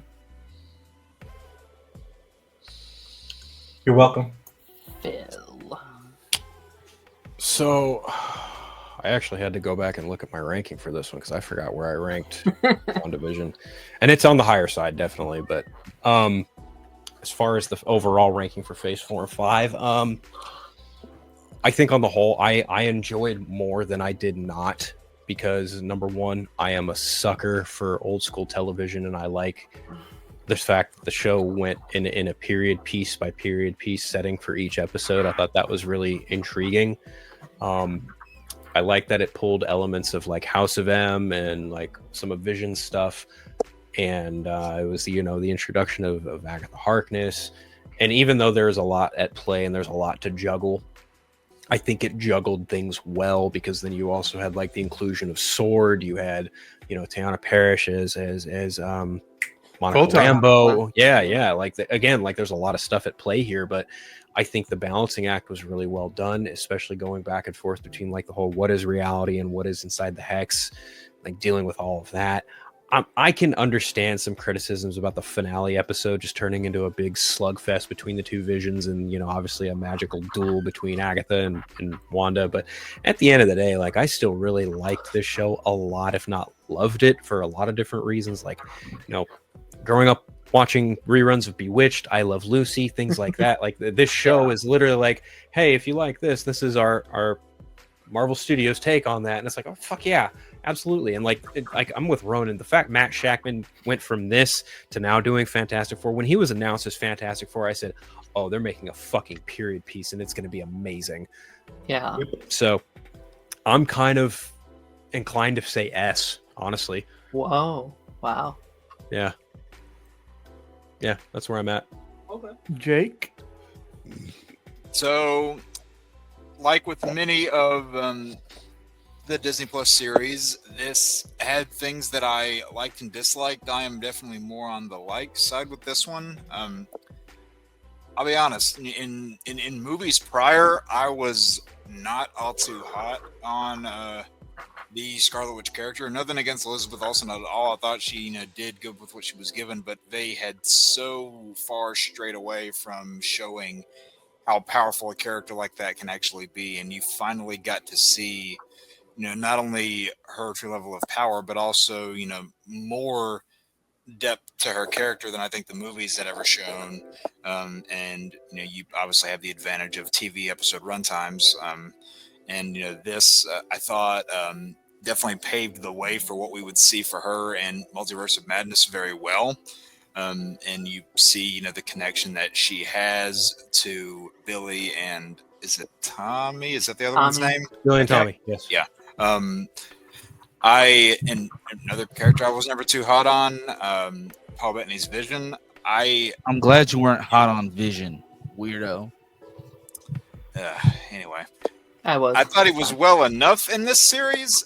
There were never any big standout moments, but kind of like, Phil was saying, I love how each episode had this period piece setting. That was, I think, one of, if not the show's strongest elements, was that each episode had that, unique kind of episodic, structured, uniquely cinematographed tone to it. And that was actually the hook that got my mom to actually give the show a try, because similar to Philip there, I Love Lucy reruns were on constantly. Bewitched was on a good amount, so that sort of sitcom TV type era, down to the black and white shades. It was really, really just it was so unique at the time, because it was the first of those series that we had gotten in MCU and Disney Plus era. The finale did leave some things to be desired a little bit. I think Evan Peters was utterly wasted in this series. Yeah. I would definitely be curious to see if they're ever going to bring him back to play any other sort of role, whether it's a version of Peter / Pietro or not. Don't know if it's ever going to happen. We'll see. I do have my issues with it. I would probably put it at B, although I do really like it. I'll say B. Oh, it's me. Hi. A, like a low A for me. I'm just echoing what everyone else is saying at this point. Like what Ronan was saying about at the time, it may have been some of the most hype Marvel has ever been for me. Like that week to week discussion and breaking it down and talking about it, and some of that was the part of the series' downfall, right? But like that was also the thing that was like most memorable about the show. Obviously, these actors are super amazing; they're super great. I do agree. Not a huge fan of the last couple episodes, but a big part of that may have just been the disappointment of the whole like Ralph Boner thing, and that being very frustrating, right? But like, it's good. Like I feel like people put so much weight on those final couple episodes, being like, "Oh man, it made the whole thing terrible." It's like, no, it's still a good show. So it's like an A for me. All right, for me, it's an A. Solid show. Still continued on leading into multiverse. What's it called? Doctor Strange Madness. Multiverse of Madness. So the launching point was from this show. So that reason to give it an A. Lance. Well, we're gonna put it in A. I mean, yeah. It seems like the consensus is A. Yeah. The A's have all it. A's and then 2 S's, right? Yeah. Yeah. So Oh, we're I'm gonna, gonna B. I gonna had a put B, it but in I can A. agree with A. We're gonna put it in A, and this is the ranking thus far, everyone.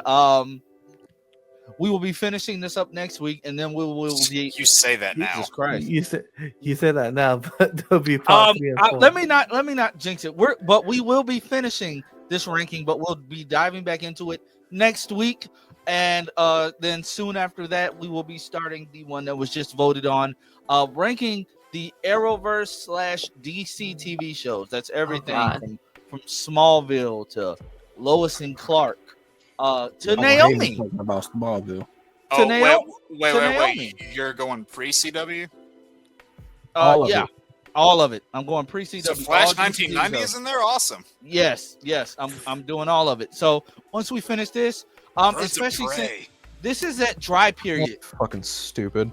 and he was a great actor. So like, Oh sure. him There's no knock there. having a illegitimate brother was interesting. Like him going his whole life without knowing this information. I just think, like, I don't know, that just doesn't sit well with me. Like, I don't know. I just don't like that idea, personally. I always just like the idea of Superman being the only child of Jor-El and Laura, and that's Laura's only child. I don't know.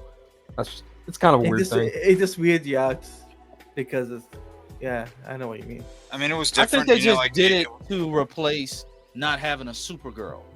Sure, yeah. Sure, yeah. And like, it was going to connect with some people, and some people it was going to not. Yeah. But to complain about the Hammer of Baravia, which most likely is just Ultraman in that suit, is dumb. Yeah, well, just It's- wait. it's Tomorrow's just- gonna be when that trailer drops. Tomorrow, people are gonna fucking be buck wild all over the place. Does it have a time? I think 5 9 p.m. UK time. Apparently, I saw 12 p.m. Eastern, so that would put 9 a.m. my time. So Yeah, 11 a.m. my time, so 5 p.m. UK time. So, I'll be at work. Be a fucking work. yeah. Draven took the day off. Lucky little bitch. tomorrow's my off day, but I have to get up at Well, I 5 mean, because Joe, we whenever have a you work live with meeting. another breadwinner, I'm sure it's easy. Touche. If my wife put all the bread on the table, yeah, probably. I'd probably have the luxury of being able to take the day off too. I mean, what?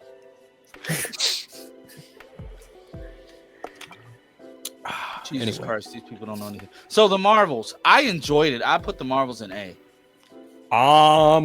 Jake, you go first. So thought the 3 leads were really compelling in this. I thought Monica, Kamala, and Carol worked really well together. Overall, had like just fun hijinks between them. Did not care for the villain. Seeing Kelsey Grammer at the end was cool. Whoa! What the hell just happened? What just happened? I thought I was going nuts for a second. I don't know. That was weird. He just spats out of control there. Okay. Okay, but yeah, I said A. Did anybody disappear? What happened? No, I think we all No. just got like. We got booted and we put back in. That's weird. Okay, there we go. There we go. I'll go. I mean, I like it because of the three leads, but I don't get much more out of it beyond that. I probably liked it as much as I'd probably put it right under Brave New World, probably. I think That's that the three leads carry this movie really well, even though the villain is less than memorable. Although I will say that the actress is also Tom Hiddleston's wife. Forget her name though. I feel really bad about that. Yeah, it was good for what it was. And again, I think that the three leads are the highlight of it. They all worked really well together. The whole Khan family and Nick Fury and the Flurkin kittens on the Sword space station was like, okay, it's a choice, I suppose. It was, I fall somewhere in between like a B and a C because I don't think it's bad. Like I don't think that like they dropped the ball with the villain as hard as they did with Captain America, but at the same time, like, you know, Dar-Ben was literally less than memorable. I will say that like seeing the comic accurate version of the Supreme Intelligence was actually pretty fucking cool. Yeah, I'll give it that. Even if it was like, you know, all of 5 minutes or whatever. Like, yeah, that was neat. And, you know, like Jake mentioned, the post-credit scene with Binary and Beast was something else. I would probably, the more I think about it, I'd probably put it as a B over a C, personally. Ronan?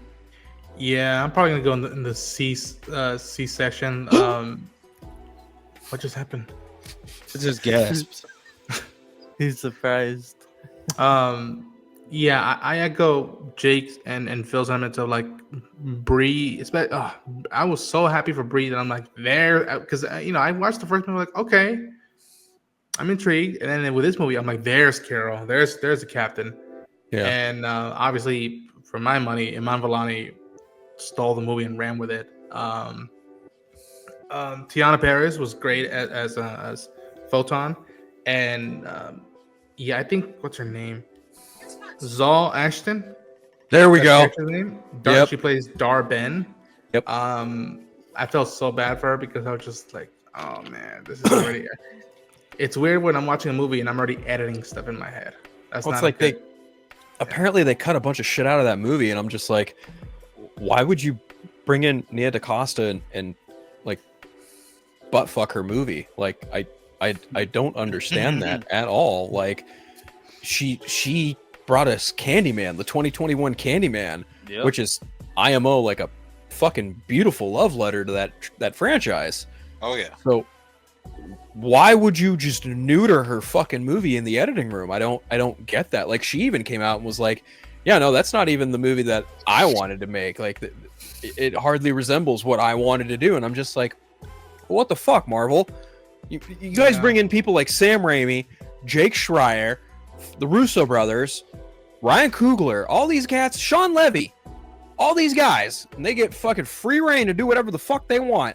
And they make excellent movies. They all made very excellent movies. Chloe Zhao, too. She had complete control over that. Yeah. And love or hate Eternals, it is a fucking masterfully crafted film.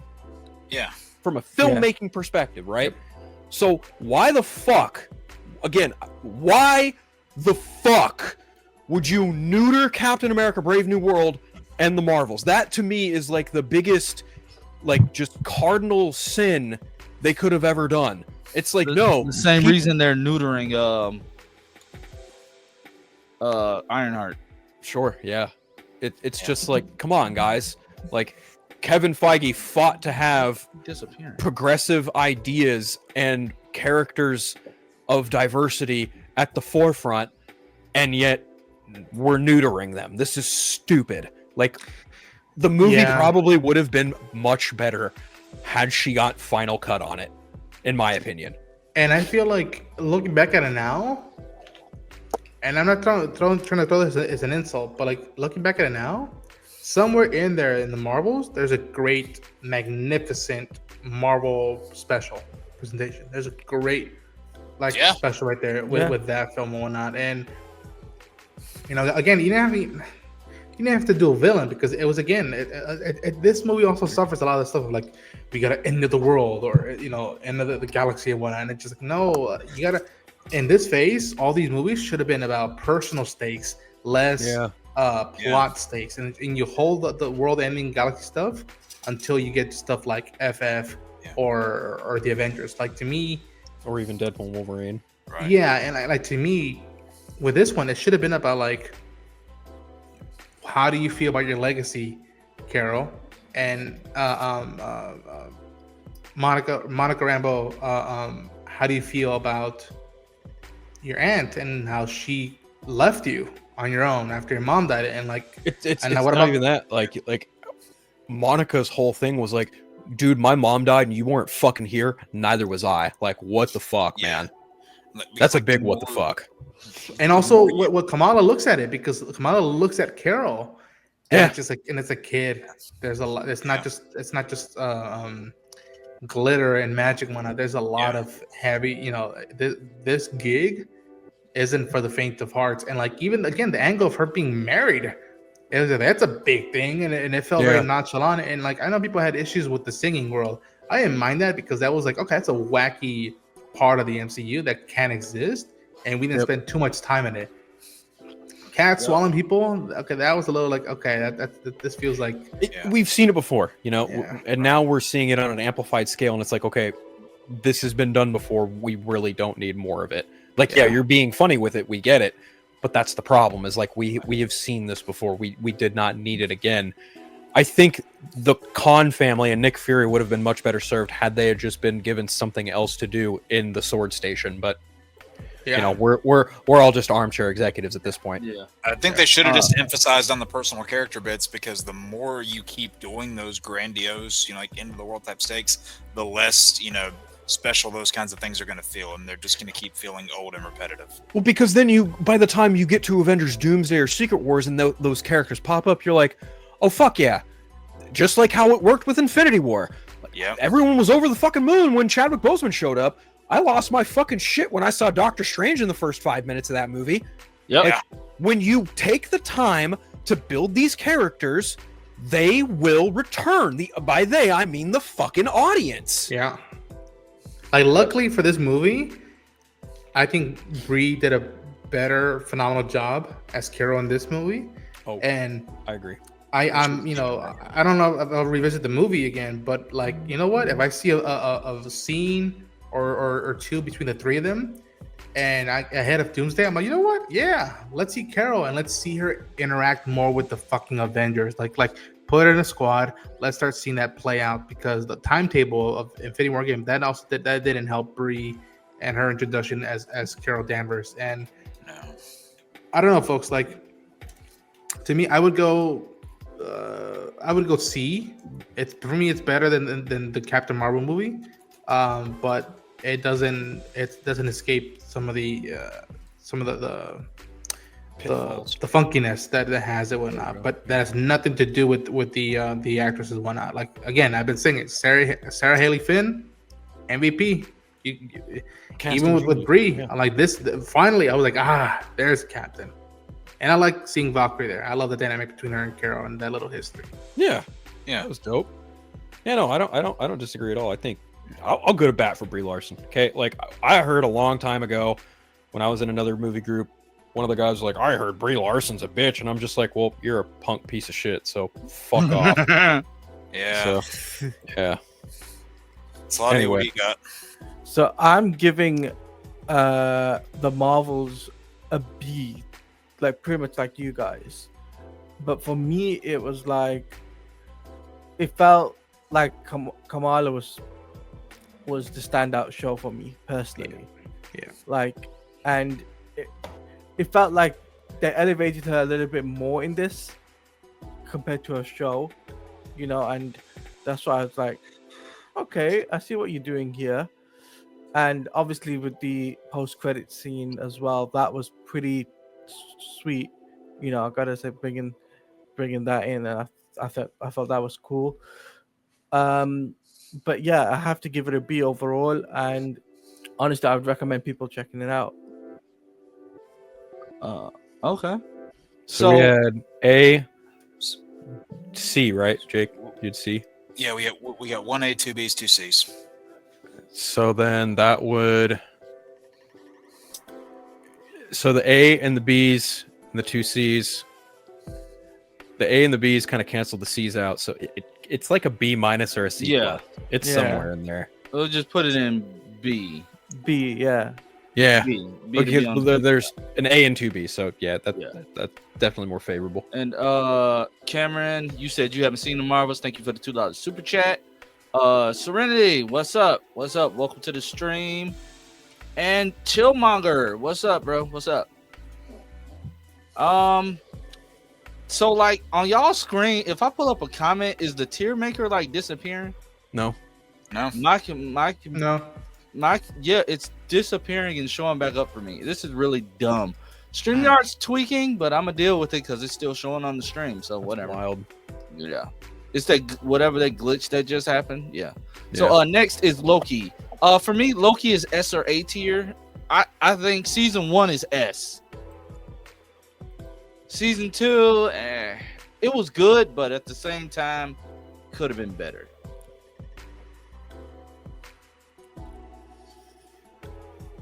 Oh, is that all you were going for with that? Okay. Yeah. All right, you were keeping it short and sweet. All right. Yeah. Yeah.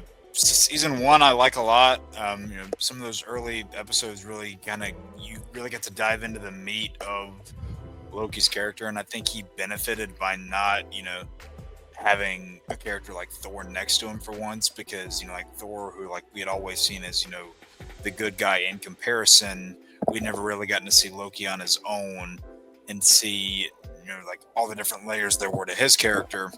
I'm kind of with you. I think season 1 is a phenomenal season, and season 2 I like a little bit less, but with how it ends, with him essentially giving up his, him essentially putting his life on the line to be, like the new, like what do they call it, like guardian of the timeline, or whatever the term is that they use. I think that ended off really well. So overall, I'd probably put it in A.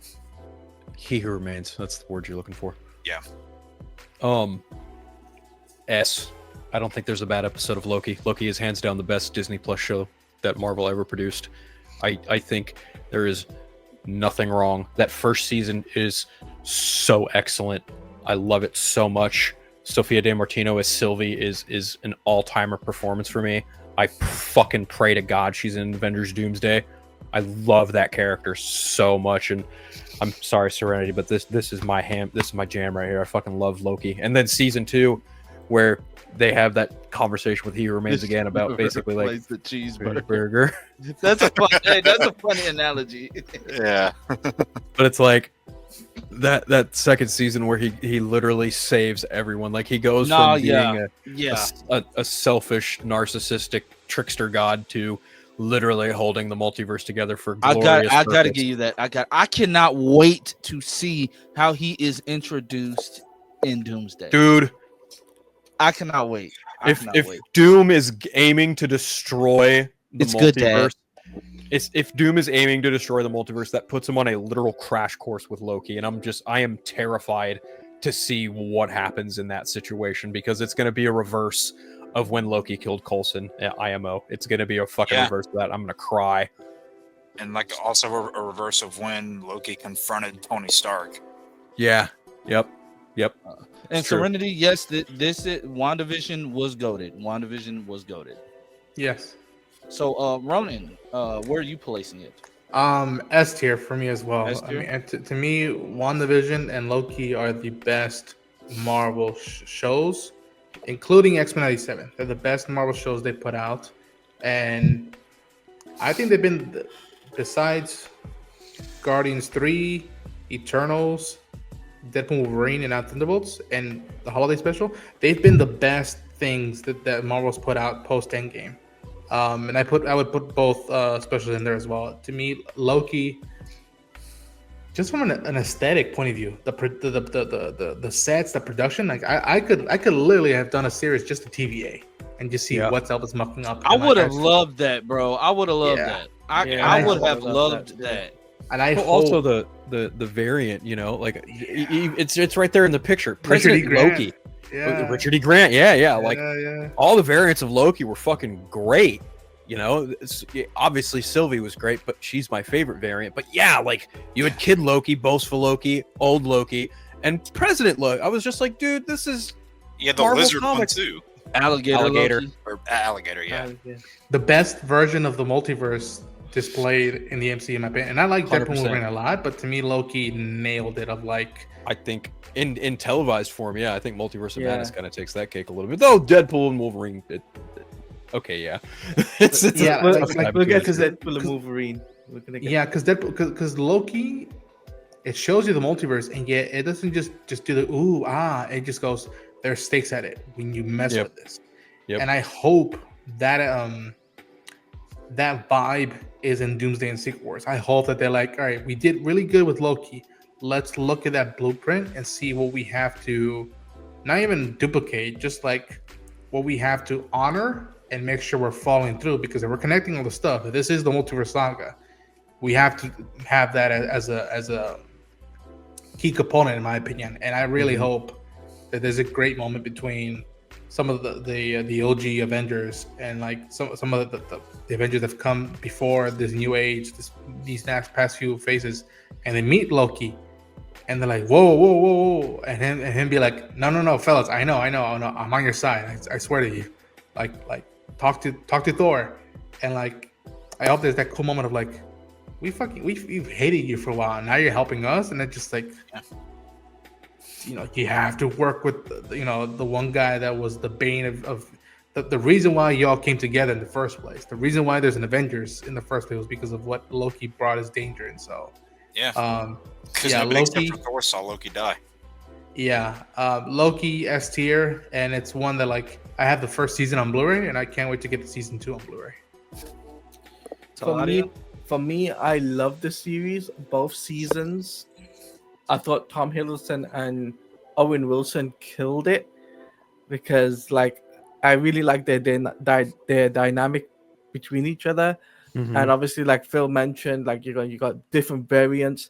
I thought that was pretty cool to see the different variants and for a TV show doing a multiversal type of thing. I think personally they knocked it out of the park.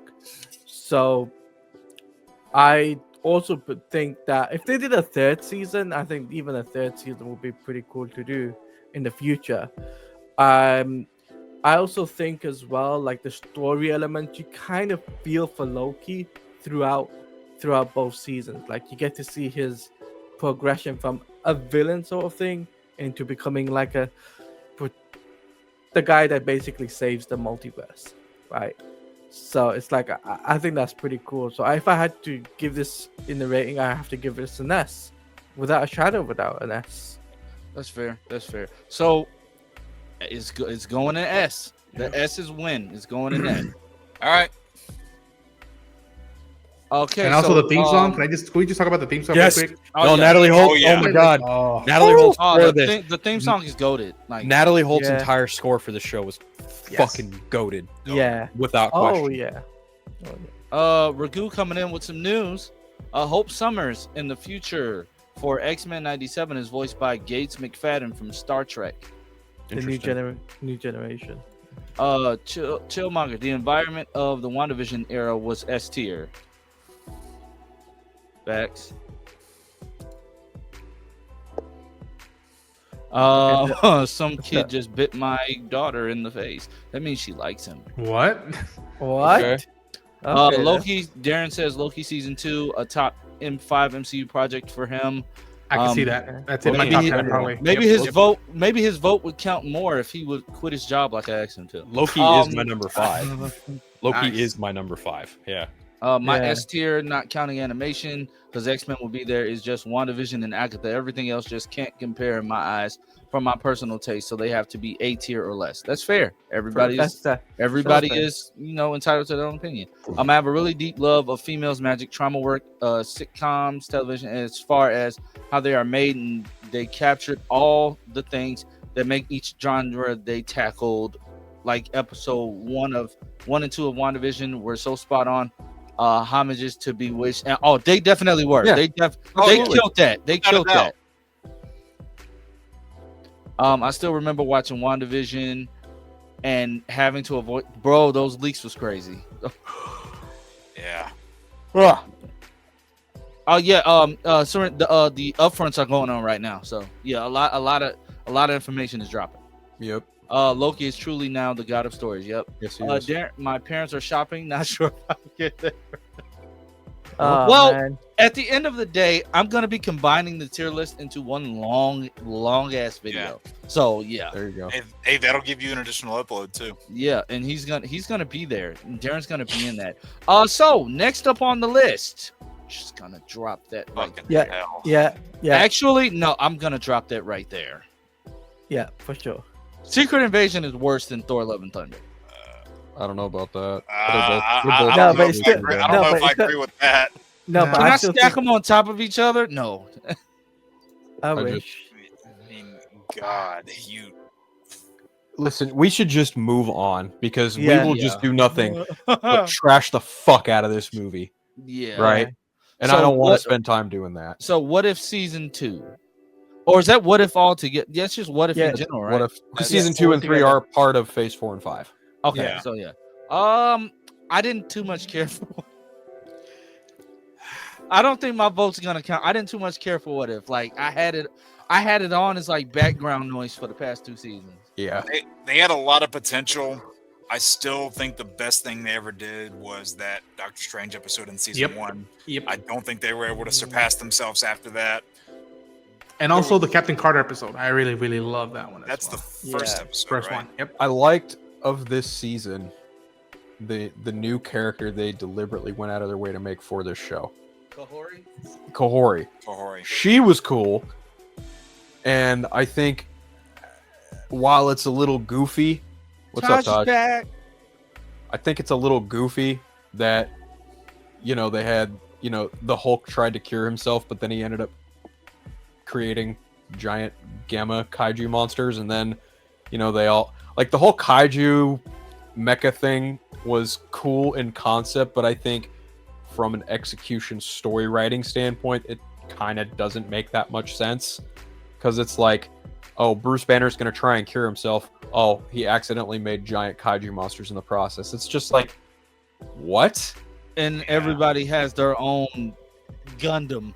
Right. And I was like, all right, I guess. Like, the Gundam aspect of it is cool, but the whole, like, oh, yeah, the OG Avengers all died fighting these things. I'm just like, okay, I guess. It's like, all right. Whatever. Like the Avengers died.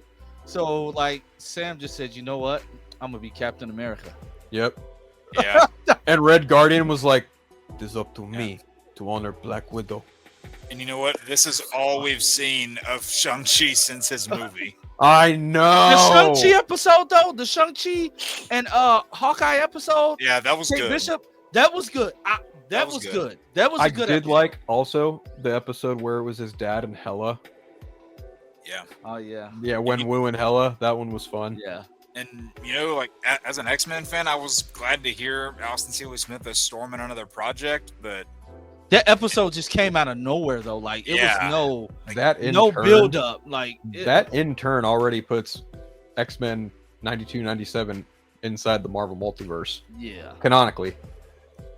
yeah. Really think about it. Yeah. Because of the fact Alison Seeley Smith voices Storm in that episode.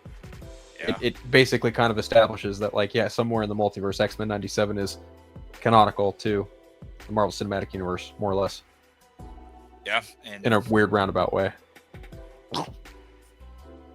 I don't know. I go C, personally. C. That's I say C. I'm Yeah. gonna go see as well. I'm Ronan? gonna give it Ronan, go on. I would go C as well. Like to me, and I hope again, you're doing the what if like stuff like the multiverse. Please bring back Captain Carter, Haley Atwell, and give her a script that she can do something with in Doomsday and Secret Wars. Like, honor that. She actually just spoke about that. She did. I think Yep. like She did. today. This had so much potential, but they just didn't live up to it. That episode made me sad. I wasn't watching X-Men 97. Felt Okay, so that, Darren. Felt that. Deadpool and Wolverine is S tier for me. I love this movie. I might be biased, but I did get to see it with Ryan Reynolds and Hugh Jackman. Right. I did get to watch this in Hall H with a whole bunch of screaming fans and being hype and like just soaking it all in. So this is S tier for me. This is S tier for me. Like I'm biased.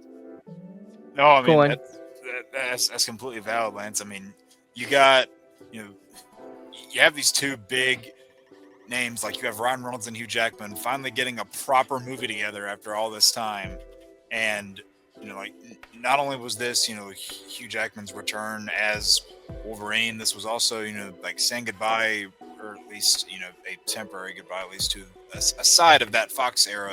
We're going to be seeing more of that in Doomsday. I wouldn't say a goodbye more than I'd say it's more of a thank you than it is a goodbye, personally.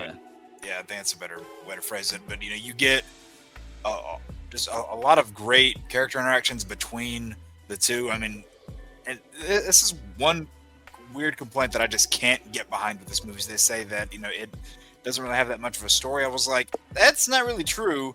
You can say it doesn't have like an overarching thing for the universe as a whole, but the story, quote unquote, for this is carried in the character arcs. The arc that Logan has of accepting like who he is as a hero, feeling worthy of wearing that suit again, feeling like an X-Man, and then Wade just kind of trying to find a purpose, which is like something that a lot of people can relate to at a point in their life, is trying to find their own purpose in the world.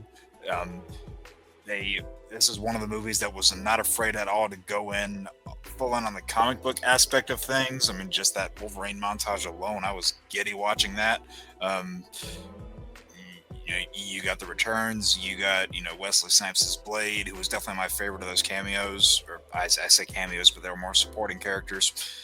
Channing Tatum finally getting to play Gambit for not the last time, because he's coming back. Even somebody like Jennifer Garner's Elektra, I appreciate that they included her. That her movie was not well regarded at all, but they didn't ignore it. And at the end of the day, they made something. I mean, you can debate how it works as a film, all you want to, but it was one of those event films that brought a lot of people together, and like that and X-Men 97 coming last year turned a lot of people I know that were not X-Men fans beforehand. It has slowly turned them into X-Men fans now. So yeah, I'm gonna give this movie an S. Yeah, I co-sign with Lance and Jake. S tier. I've waited years to see Hugh Jackman in a comic accurate Wolverine suit. I didn't at all expect Blade to show up. That was a fucking great surprise. Yeah. Cassandra Nova is a really great villain too. I like her in X-Men lore. I think she's a great villain. Overall, like, this movie is just a fucking beautiful, well-made movie with the honest and truest intent, and it honors everything that comes before it, but it also goes out of its way to make nice with the MCU. And I don't say that in a negative way. It's just like you get what you want, but not in the way you think. Like, yes, Deadpool and Wolverine are now integrated into the Marvel Cinematic Universe, even if they may not be on the sacred timeline. But we know that they're going to probably be there at some point. Yeah. So overall, again, like, just from a technical perspective, like, this is an excellently well-made movie. The action is top tier. That fucking van fight and conversation between Hugh and Ryan Reynolds is an all-timer. Straight up, Deadpool and Wolverine is S tier without question. And it doesn't at all get rid of the finality of Logan. Nope. Makes fun of it. Darren, how dare you? But okay. Okay, Darren. Ronan? You're right. I think I would go. You're right. I think I would go S tier as well. I have seen some sense of like, well, maybe Deadpool 1 is more deeper and its message one, which I'm like, sure, I can see that. But I remember my worry going into it, just like, is there something else Hugh can do with the character that doesn't take away from Logan and still makes it its own thing? And I appreciate that was, the worst Wolverine and with the yellow suit and what that means. And it was a blast. I'm telling you, man, it was stressful as fuck watching it the first time. Phil knows my story about how I watched it the first time, but like it was stressful trying to watch it. But when I watched it, man, it was just bliss. It had been a while since I had yelled in the movie theater auditorium, yelling yes, yes, yes. When as soon as he put his hand behind his back and he's pulling the cow up, I was just like, holy shit balls. I have lived long enough to see when he didn't have that, when they weren't pushing for that, and when that was just a daydream. It was just a daydream that they might do that. And I'll never forget, like, again, S tier for the movie, but I'll never forget him being on with Jimmy Fallon, and Jimmy Fallon being like, this is what the fans want. And he put out a photo of Cal Dodd's Wolverine from Taz, and then a photo of Hugh right next to him. And I was just like, this is fucking real. Yeah. So yeah, and I agree. I liked what they did with Cassandra Nova, and personal favorite of mine. I love seeing Patch for a quick minute. That was. Yep. Cool. Oh yeah. Yeah. That was dope as shit. So for me, it's an S. What's up, Laura? For me, it's an S. Also, the fact that the score was well done for the film. Like, there was a lot of things that dynamic for this film. The Hugh Jackman and Ryan Reynolds really killed it. Between it, the dynamic between them was really cool. And we also got the Cavalrine. How can I even forget about that? The Cavalrine was in this as well, which was pretty cool to see. Also, obviously, Patch, and also to kind of see like the little what made me laugh was the little Logan, the 5'3" Logan. Comic actor. Yeah. That was did cool. they do Age of Apocalypse? Was that the one that was missing the hand? Yep. They did Age of Apocalypse, and then they did the John Byrne cover with Hulk. And then Old Man Logan, And Old Man Logan, the X Crucifixion one. Yep. 251. Yep. All of that was so cool. I think also the cameos were great, from Gambit to Elektra to even X-24 is just great. By the way, is Elektra canon now? Can we classify that as canon? It's part of the, to me, it's part of when they did that movie, that broke a lot of the multiverse and saying like a lot of stuff in the past is canon. Yeah. Those FF movies from the past, they are canon. So like, yeah. And nobody mentioned this game, but they brought Chris Evans back. Yeah, Johnny Storm. Yeah, which was a surprise. And yeah, I just think it's straight up an S. And everything about this film, I went to see it twice and I loved it. So, but you were tired. I don't like you. You never did. You never did. oh, I'm sorry about the Daredevil. Oh, that's fine. To me, another deep one was the I haven't seen Sling Blade in a while. Hit me again, and I was just I was like, wow. Good God. No, man. That's what I would tell people going into this movie. It's like the more you know about all the stuff that went on behind the scenes, and like the more comic knowledge you know, and like all that jazz. The divorce line. That shit was only one blade. Hold on. The more you know about that, the more you'll enjoy the movie. But not knowing all that stuff doesn't prevent you from enjoying the movie. Dude, the divorce line was like, like whoa, both divorce lines. Yeah. Damn. Plus that blade line. There's only one. Blade. I can lightly tap the fourth wall too. The proposal.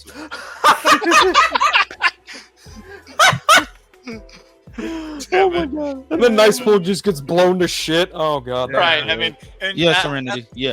I think Hugh Jackman even said, like, going into this, that he wanted to make, like a planes, trains, and automobiles type comic movie, and you can see that just in between the banter of these two. I mean, because that car scene is like ripped right from the scene where Steve Martin goes off on John Candy in Planes, Trains, Automobiles.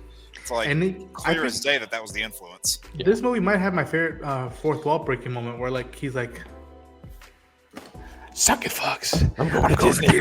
Yeah, that might be my favorite, like fourth wall breaking one. I was just like, How can we forget about Fucking that? Fox, I'm going to Disneyland. Yep. Yeah. No, So, totally and forgot the one about thing that. that got me too was like all Oh, of that. never He's mind. like, oh, you know, I like I this showed little- you guys I bought this movie recently, right? Yeah, I didn't know it was out, bro. Like, I Yeah. gotta get it. I have to get it. I didn't know Yeah. it was out. I'm disappointed I didn't get the Wolverine Steelbook, but hey, I'd rather just own the movie. I'm happy with that. I'm gonna get it. Yeah, there But you go. next up is Guardians 3. I think Whew. that's a Okay. Okay. I put it in. I loved the Rocket stuff. I just did not love the Adam Warlock stuff. The Rocket stuff alone, at best, puts it in B. For me. I would go S. That is I like go. it was. I go A. I go A. I'm hovering between A and B right now because I do really love the Rocket stuff. He was he was always my favorite Guardian. So like showing that bit of backstory for him, I really liked. But you know, not only the Adam Warlock stuff that brought this down. Well, I also did not like Gamora in this movie either. I wasn't a fan of how they handled her character. I was like, you know, I never liked the okay. new Gamora. I never liked the alternate timeline Yeah. Gamora. Yeah, I will say that I think Chukwudi Iwuji's High Evolutionary was a fucking bright spot in this movie. Yeah. Oh, yeah. He was easily the best villain they've ever faced. oh yeah, because I mean the rest were either unmemorable or just not good. I I like mean- Ronan for Lee Pace, but yeah, they could have done more with that one. I didn't like. I liked Ronan, but in the sense of like how he was more or less just jokey cannon fodder. I like that he came back and got Marvel, but you know Yeah.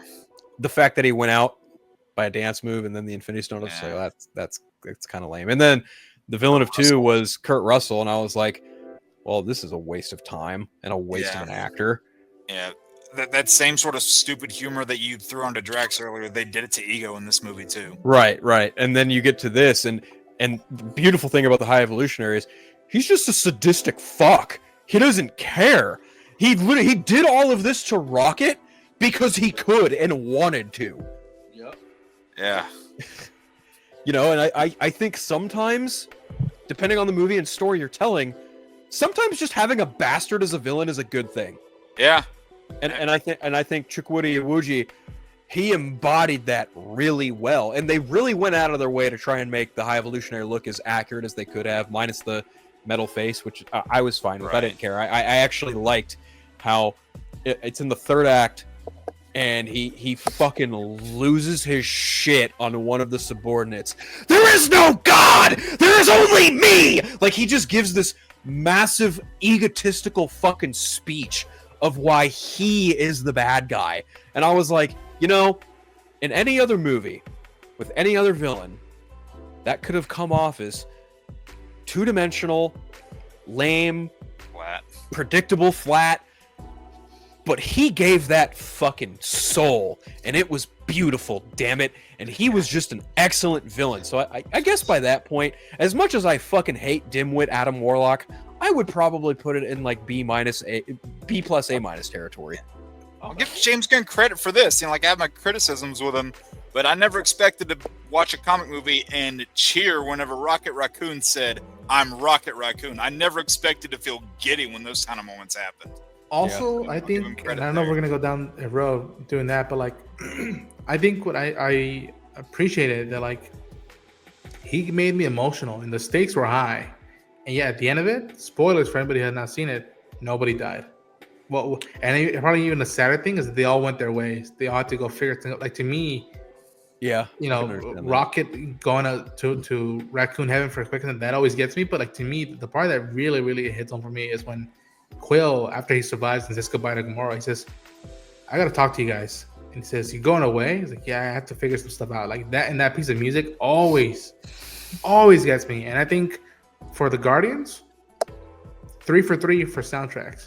Like because of this movie, I found out who the Flaming Lips were. I because of this movie, I have "Do You Realize" in my playlist like over and over again. Like it is, to me, it was a great bookend to this trilogy, and I I'm so like so glad that like he came back to finish this because remember folks he went through some like there was a dark time when like shit hit the fan of his connectivity with the Guardians, and luckily he came back to finish it.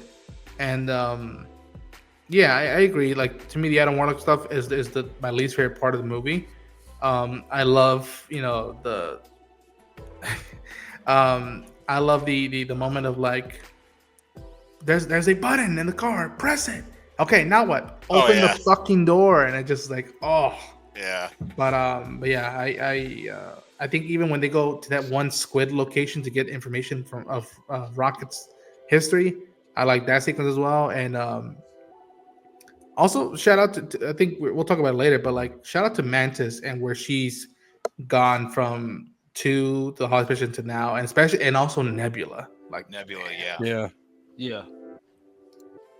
So for me, I have to give this a C. For me, I didn't feel great. Also, I didn't feel bad for it. I thought some of the scenes were good. Some of them it wasn't. The Adam Warlock thing, I just didn't feel for, and like I get what James Gunn was trying to do, and props were props due when it came down to the whole rocket thing. So that's the good thing, but obviously the bad thing was the Adam Warlock and just like that zoom in scene that when he's flying that kind of trips me a little bit. So, but yeah, give it a C. See. Mm-hmm. So I think we're all in agreement. Like, Minus Claudia. I said S tier. I said S tier. I think it'll be fair to put it in B because I think we got one S. I said like A. Jake, I said B. I said B plus A minus. B plus A minus. I said B. Well, B out votes us anyway. So Chat, what you think? We're gonna let the chat break it. Oh no. okay. Well, Darren's gonna put it in S. Darren said S. With Yeah, he already did. With the shouting well. emojis. Let's just say A. And All right. Okay. That's A, fair. A would be Yeah, I fair. can It agree. would be fair. That sounds better. Also, I'm in the thinking that whoever does do the next take on Adam Warlock with Will Poulter will say that all he had to do was just do a little growing and maturing a little bit, and we can get a good take on the character. But him being just born, I get it to an extent, but at the same time, that's James Gunn's niche. Like I said before, do I think Superman will have these moments in it? No, I think the character for that will just be Crypto. But I think, especially from what we've seen from the trailer, you see Superman hugging his dad, and you have people talking about, "Oh my God, this is emotional, jokey crap." Hugging his dad and crying is emotional, jokey crap. Okay. The grandpa thing like broke me up. Like that was. Oh, God. Yeah, man. Peter Strauss is a great actor. But I also hope I also echo Lance's sentiments where I'm like, please have a good conversation between the actors because now you have Adam Warlock and you have Sentry in your universe. They can't be the same thing, and yet they have to be both. I'm gonna be honest, dude. I think Sentry whoops the fucking shit out of this version of Adam Warlock 10 Ways to Sunday. Yeah. Amen. Sure, but what I mean is still like if you're gonna build up this character more, make sure you're not doing the same thing as you're doing with Sentry. And Sure. vice versa. Yeah. I hear you. Yeah. So next up, Shang-Chi. I'm gonna let you know right now, outside of the CGI dragons and that post-credit scene will most likely get resolved in Avengers Doomsday. This is a S for me. I loved this movie. Are you just keeping all your things short and sweet? Yes. Yeah, because we're crunched for time. Yeah. Fair enough. I really liked this one. It was kind of a return to a film genre that like got me into these films as a whole. Like they brought back that like kind of Hong Kong martial arts type thing that you saw in comic book movies like Blade, but also loved the just the tone and overall aesthetic of this movie, I thought was really strong. I thought Simu Lee was really compelling as a lead. Michelle Yeoh thought was great in this. It resolved the really bad Mandarin stuff from Iron Man 3. And like I said, or like Lance said, apart from that bit with the third act with that CGI dragon, if they would have just stuck to having it be more of a hand-to-hand thing, because that fit in with what the movie was up until that point, because that third act battle just kind of felt like it wasn't anything that it was leading to, just kind of came out of nowhere. I'll give it an A because the third act kind of brings it down a little bit, but I do still really like it.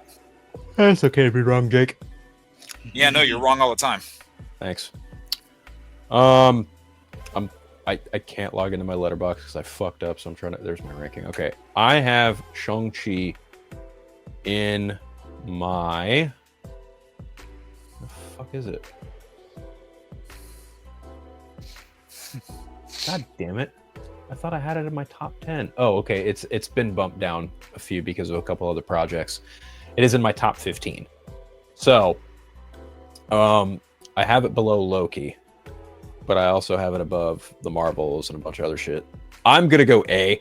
I think the best way I said it back when I watched it initially, I thought Shang-Chi was the best update to the Iron Man blueprint for the MCU, if that makes any sense to anyone listening. I think overall, it's a really great story, really great characters, some, for the most part, stunning visuals, and the action is just fucking absolute precision. It's beautiful. It's really, really well done, and I'm looking forward to seeing what Destiny Daniel Cretton does with that with Spider-Man. So I'm going A. Tells me I'm wrong, even though we have the same ranking. Fuck you. You would. I would go A or B for me. I liked it. I think that Simu Liu is a great addition to the MCU, and I can't wait to see him interact with other characters. To me, his father was the highlight. Like he really did a great work with that movie. And I liked the tease at the end with post-credit scene. I think that was cool. Hopefully they deliver on that in the Avengers movies. And yeah, I grew up with Rush Hour and all these stuff, so it was cool to feel some of that vibe again. But it didn't. I think maybe the third act was just, I guess, too much CG for me here and there. But it doesn't take away the fact that I want to see more of Shang-Chi, and I think there's a lot of more potential with this character. And yeah, I think by now, for the character, he should have gotten a sequel before Avengers, but I know Simu was injured for a little bit. And he recently just got engaged to his girlfriend, so congrats to him. Yep. But yeah, I think A or B for me. I like it, but it didn't blow me away. She's about to be getting that one ring. I agree with Ronan and Phil, but I give it an A because of it reminds me so much of the Jackie Chan, Rush Hour, and it also definitely reminds me of Cobra Kai a little bit as well with the action. Yeah. With the karate and whatnot. But yeah, if I had to give it, it's an A, straight up for me. So did we all say A? Yeah, we all said A. I think it's fair to put it. Yeah. Everybody said A except me. I feel like that's a running thing for me being black, but I'll leave it alone. Jesus Christ. Next up, Spider-Man: No Way Home. I still love this movie, but I'll give it an A. All right. I'll give it an A because for me, like, Max Dillon never knew that Peter Parker was Spider-Man. It's some inconsistencies within that, but I loved seeing all the OG villains back, especially Jamie. Yeah. Jake? I give it an A. I mean, I love this movie to bits. It just felt like a celebration of, Spider-Man as a character, and what should have been the movie that put an end to the fandom saying, oh, this version's better, that version's better. This movie showed that each version has their things that make them great. Seeing all those old villains return was really good, and it kind of made some characters better than they were in their previous films. Like made Jamie Foxx a lot better than he was in Amazing Spider-Man 2, in my opinion.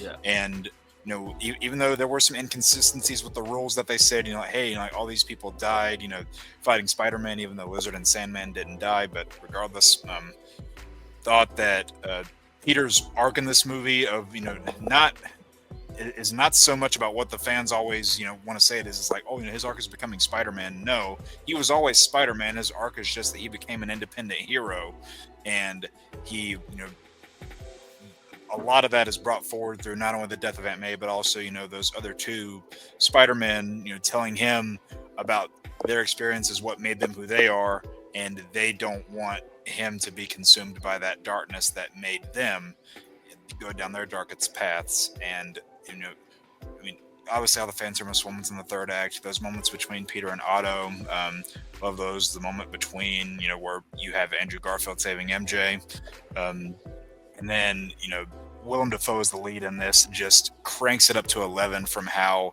his performance was in the first Spider-Man film. I mean, he was great back then. He just enhanced all of it this time around. I think Doctor Strange was also served his role really well in this, paved the way for Multiverse of Madness very nicely. I guess the one thing that you could say is like a problem is the bit at the end with Tom Hardy was a little bit stupid looking back, but overall, this is one of my favorite films in the MCU, not only because of all the fan service stuff, but because of what it does for Peter as a character. So I'm going to give it an S for that reason. This is my number one movie in the Marvel Cinematic Universe. I give it an S. I pretty much co-sign everything Jake just said. I really love that there was a lot of redemption going on for Andrew Garfield Spider-Man.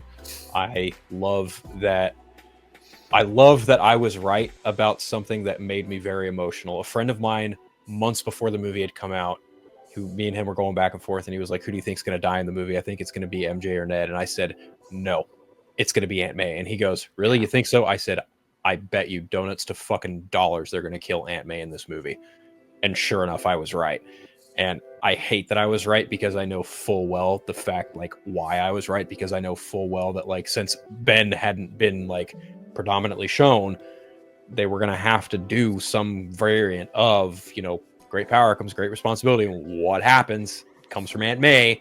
And it's like, God damn it, John Watts. God damn it, Kevin Feige. You fuckers knew full well what you were doing with these three movies. But that whole third act with all three of the Spider-Men is just unforgettable. The Peter 1, Peter 2, Peter 3 bit, unforgettable, amazing, spectacular. Ultimately, you name it. Any Spider-Man pun I can make, I will make. Like, dude, when Andrew pulls them in the sandstorm and says, I love you guys, that's how I want Spider-Man fans to be about this shit. And fortunately, they're not for the most part. But, there are some decent ones like this fuckhead above me. But love you too, buddy. This movie means so much to me because it came at the end of the year my grandmother passed away, and she was in many ways my Aunt May. And so when I saw that happen in the theater, like, yeah, I was a fucking blubbering mess, and I felt really bad for the people sitting around me. Like, I genuinely love this movie, flaws and all. Like, yeah, I agree that, like, the ending bit with Venom is a little too tacked on and doesn't quite make sense, but it gives you that glimmer of hope of, like, oh, hopefully Tom Holland can wear a fucking black symbiote suit somewhere down the line. Yeah. Whether it's good or not. S tier. I'll go A for me. I really liked it. I think it's another great love letter to Spider-Man fans and the character itself. I think, to me, an image that always stayed in my mind is when MJ tells Peter, Tom, and like, there's some people here you need to talk to. And he just gets up and he looks up, and there's these two figures holding on like a thing, and then the music kicks in, and I'm like, holy shit. And that rooftop scene, that's the thing that made it for the movie for me. And I lost Gwen. She was my MJ, and like, I like that even at the end there was still this grounded element of like Peter choosing what the responsibilities he had to carry. To me, what hurts this movie, in my opinion, is not even stuff in the movie itself. Although there's criticism to be had if you want to look into it. A lot of stuff leaked before this movie came out, and I felt bad for the crew and the cast behind it because a lot of shit was leaking, and that was just like what we practically know almost what's gonna happen and who's gonna be in it, and that was sad to experience and in time. But still, I think that it was a nice little like appetizer from like this is what the multiverse we could do with the multiverse. And I think for the most part, they honored the past of Spider-Man. So let's see if they can echo this sentiment in Doomsday and Secret Wars. Okay, guys, we gotta pick it up so we can knock the rest of these out. Yeah. So I'm giving it an S straight off the bat. Everything was great, and the score and everything, and just reminds me of the old movies. And I gotta say, the dynamic between the three Spider-Mans is just amazing. So I'll just leave it at that. Hello, you hot saucy piece of meat. Darren, you spelled deer wrong. Yeah, Yes, you he spelled did. it wrong. I was then. I was like, oh, me get in here. It's me. You can move on. Hey, so are we? So we're A. No, I said S. I said S. I said S. Yeah. So it's I more mean, S's mainly- than A's. Yeah, I think so. Yeah. Okay, so S tier it is. Spider-Man and Deadpool. The Guardian special is an S for me. I love the Guardian special. That's all I gotta say. Same. I loved it. I love Paul Clemente as Mantis. A. I'm gonna say A as well. And I'll I go would with say A, that too. because I like this more than all three Guardians movies. Oh wow. Yeah. I'm giving it an A as well. So I Great think new the thing to A- add to the Christmas holidays. So Yeah. A. I'll give it A. Yeah. Yeah. Okay. Yeah. Shoki with the little twerking of the book. All I'm gonna say, she was. I don't know how she was. She was moist this entire film. Like She was or you were? As she she should. was tearing it up, boy. Right. Both. I've know. never seen a more superhero show that was like this horny. Like, Oh, Jessica Jones is horny as hell. Are you Yeah. kidding me? Yeah, but from Marvel Studios specifically, That's true. She-Hulk, That's true. She-Hulk takes the cake. Yeah. And Right. I can't believe people were mad at seeing She-Hulk twerking. I'm like, that is almost like the closest thing to the comics, and that's almost a gift to nerdom in my opinion. So shout out to Tatiana for twerking with Megan Thee Stallion. Megan Thee Yeah. Stallion, yeah. That is like the least offensive thing the show did if you ever want Yeah. to start that conversation. good casting in my opinion.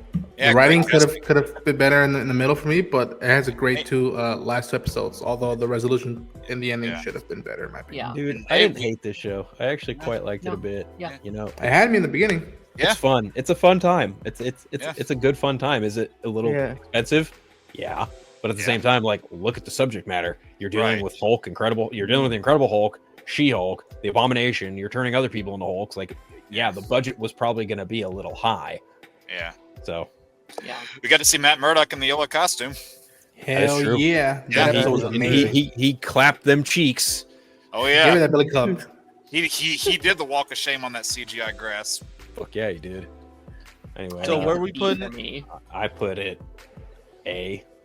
Yeah, I give it an A as well. I'd go like C, maybe B.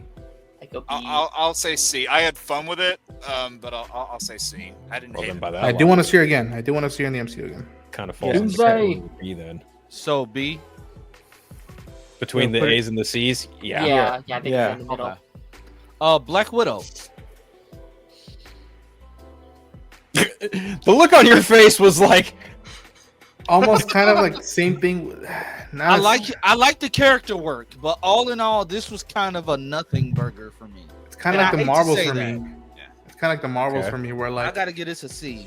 yeah, like I would go C or B. Like thank God they got Florence Pugh and David Harbour in the movie. Yeah. Yeah. Yeah. I think. And it has a great opening. I like the opening. Yeah, I will give you that. I mean, It's Are we ever crazy gonna get D's. anything into D? Yeah. I wonder. the opening. I mean, those two were definitely. I think the highlights of the movie for me was Florence and David.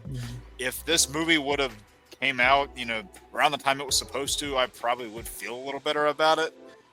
Yeah. But like it had solid action, some spotty CGI in the third act. They bastardized Taskmaster, but it was still like a fun action spy type movie. So I'll put it in C. I like this more than I don't. I mean, obviously, like, listen, if you're claiming to be the biggest Taskmaster fan on the planet, you're fucking lying. Obviously, like the Taskmaster is a very unknown character unless you've played Marvel vs. Capcom or whatever. Yeah.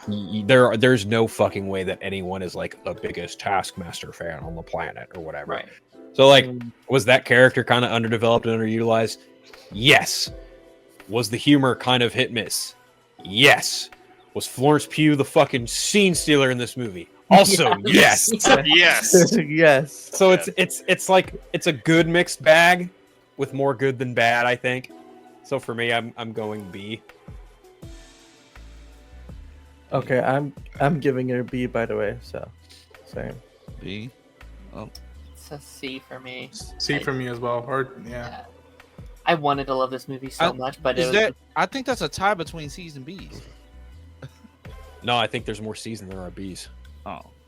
Because Jake, what did you say? C? I said C. Yeah, so Lance said C, Jake said C, I said B, Ronan said C. I said Audience- C. I said Darren B. C. Yeah, so Yeah. it's two Yeah, B's C. versus four C's. It's a Yeah. C. Okay. Werewolf by Night is S. S. Yeah. Yeah. Absolutely. I fucking watched it Michael twice. Giacchino. So good. watched Well it done on twice. the direction. Watched it twice in the same week. I haven't revisited it since because it's more of a Halloween project, definitely. right. But Yeah. but yeah, I Check think out it's- both the black and white and color version. Yeah. I did.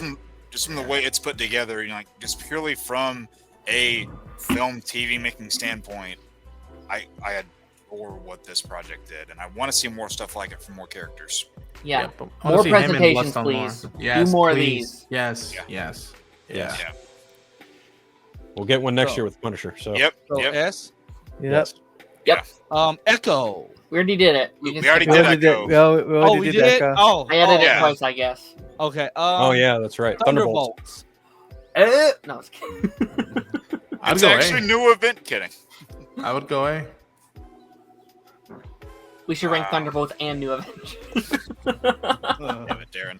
Do the same Thunderbolts. fucking thing, Darren. No.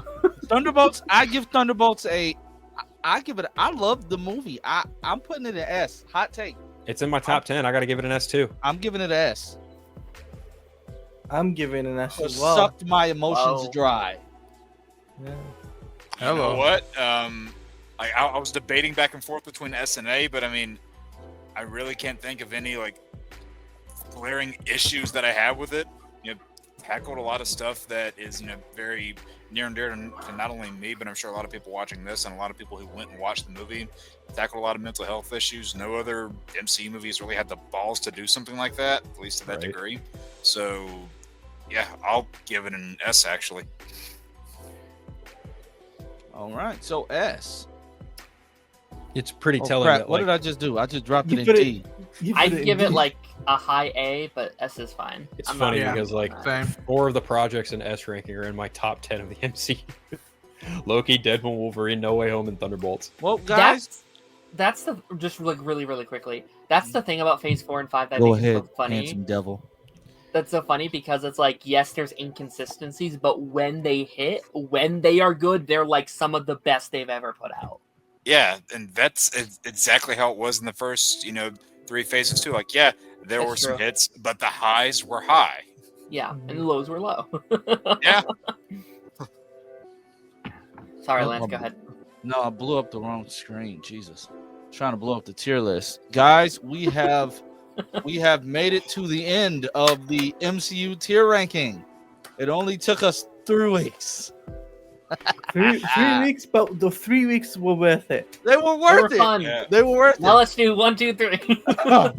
This is the Party Nation ranking for Marvel for the MCU phases 4 and 5.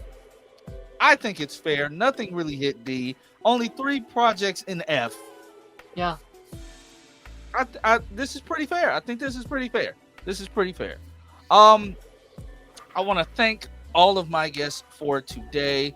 Thank you, Darren, for being in the chat majority of the time, but thank you for stopping in. I will be uploading like the whole tier as like one long video. Mega stream. Yeah. Mega- Yeah. Oh, yeah. Video. Mega- Yeah, the mega Mega video. premiere. upload. Yeah, That's probably Super fat. gonna be rendering. You for a should long time. title it Mega MCU ranking Phase 4 and 5. Yeah, Yeah. there you go. Yeah. probably about Yeah. 3 hours. Yeah. And then Lance, you It said the next- literally it will be 3 hours. right. Yeah. I'm not cutting anything out. I'm not No, cutting don't. nothing out. You've said the next list is going to be for the next week.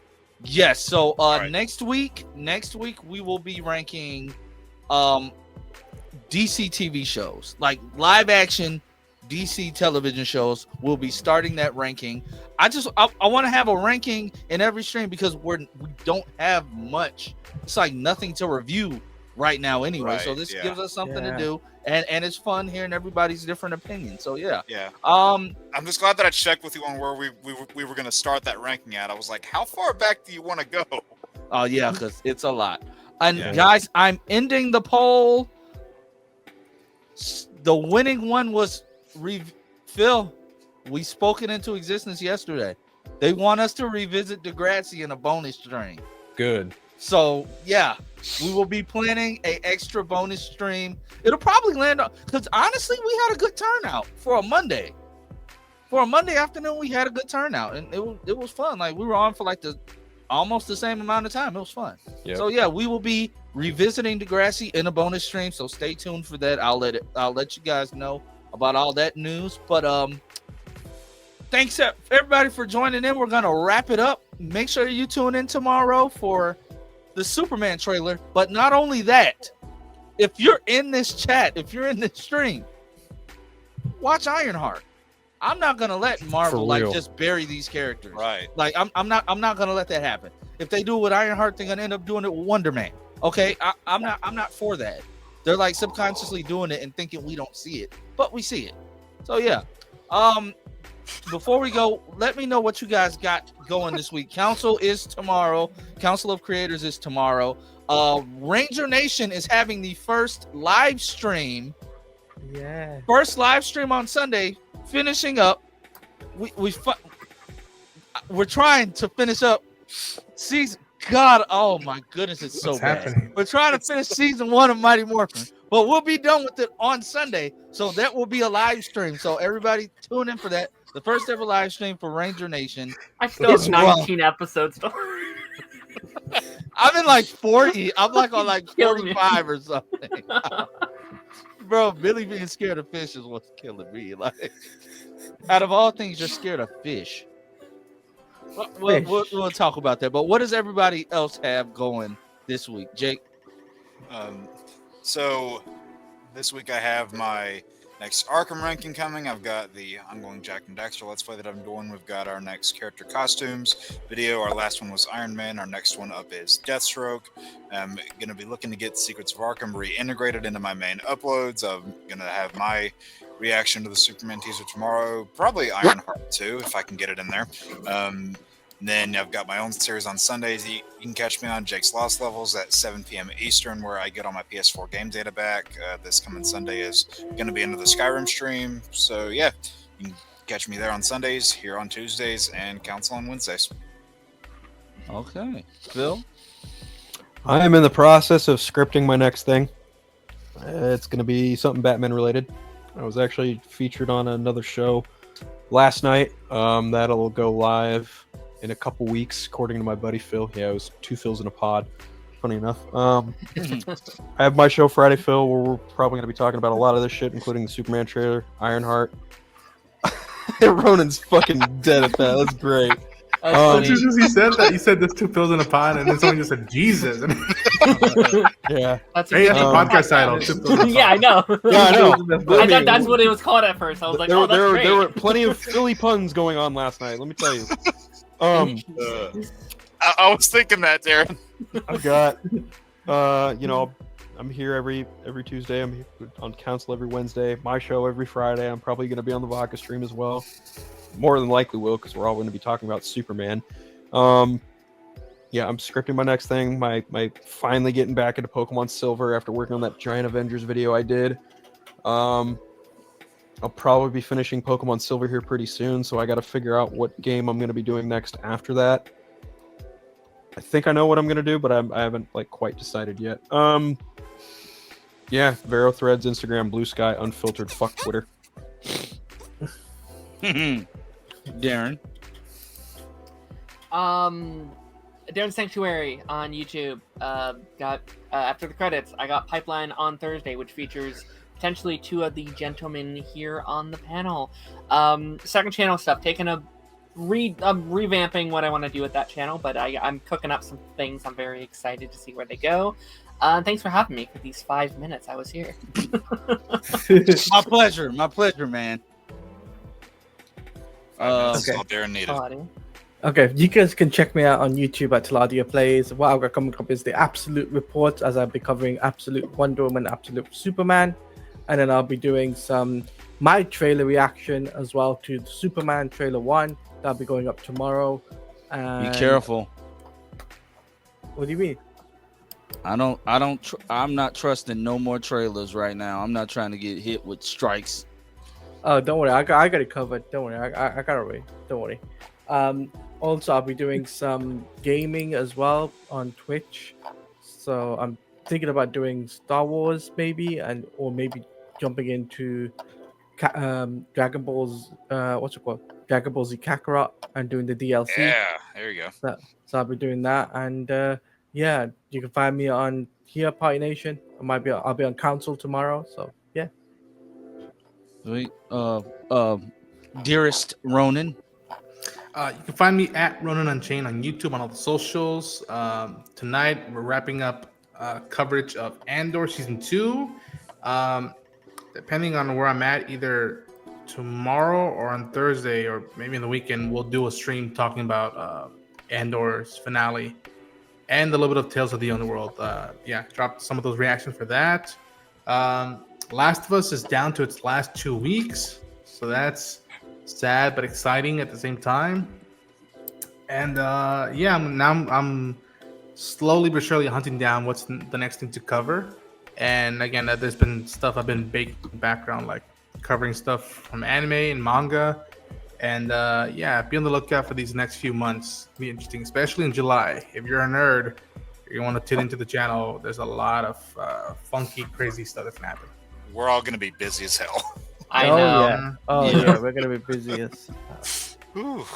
But thank you for everyone who contributed to the super chats and everything. Y'all really been coming in clutch the past couple of weeks, and I just want everybody to know I appreciate you. I appreciate the chat, and we are Darren's just like. I'll see everybody later. I gotta go make sure I warm up dinner before my wife gets back from this rehearsal with the kids. It's morphin time. Yes. Oh, on Sunday it'll be Ranger Nation time. I can't wait to rant. Fuck yeah. Tomorrow. Are you okay, Darren? Tomorrow. Okay, Darren. Yes, tomorrow. Look up. Look up. Jake, not up a woman's skirt, bro. No. Damn it! Or up your hood. Oh yeah, that either. Phil, you gotta be more specific, man. I think you know exactly what I'm talking about, white boy. We know what you're hiding under your bro. I have a You act real like I don't have spares, Phil. I have a legitimate question, Jake. Some are probably yellow. What kind of mattress is that? It looks. What kind of mattress is that? The time you sleep on. Like, do you have a box spring on your bed, or is it just a mattress? No, that's the sheet's gray. How big is the mattress? Big enough to fit his fat ass on it. No, I'm saying, not. Given the length. dimensions. I mean, like the. Like, You need to pull a Johnny and just lay down on it to give everyone an idea Yeah. of how big it is. Yeah, give it. It looks flat, dog. I'm sorry. It looks. Look, he even gave a pose. He's posing. Is Jake giving us? Flip that. He's like, Thumbnail. draw me like you draw Give one of your that. naked ladies. Did Jake just give us free feet pictures to post on Feet Finder? He did. Screenshot. Oh, Going but Jake will screenshot his own feet. Yeah. Yeah, You you fucks will, are you lucky. will. You fucks are lucky we're friends. Nobody else would have gotten a freebie. That's true. But Except me. we will be back. God, now I gotta watch that. We part will of be the back with playback. Party Nation on Tuesday. We'll be here on Sunday with Ranger Days. I just confused myself. There's too many streams in 1 week. Jesus. Oh, Lance I don't just get- I forgot Lance to don't get mention. wet from I forgot embarrassment. to mention I'll be doing a stream for Dragon Ball Daima on Friday. So Oh, sweet. That's the it- one benefit. Is like everybody here, Yeah. like everybody in the chat has got something to watch from people here one night a week. Yep, one night Yeah. a week. Yep. But I think that's all we have for today. But I was about to say today buys, guys. Also, everyone, just be thankful Lance didn't break his glasses this time. Yes. Actually, Yeah. bro, it's gorilla glued. It's gorilla glued. There I'm you going go, to you I'm won't going to miss the eye doctor on Saturday. I want. Do you have to set an appointment for America's Best? I don't remember. I think I just walked in the last time. Who? I think you just America's walked in. Best. Who? That's too niche of a joke. What, I'm you a so fucking sorry. owl? Oh, that. Oh, I was lost. Oh, I was lost. I was lost. But like seriously, do you just walk in, or you got to set an I appointment? think you can just walk in. I legitimately don't remember.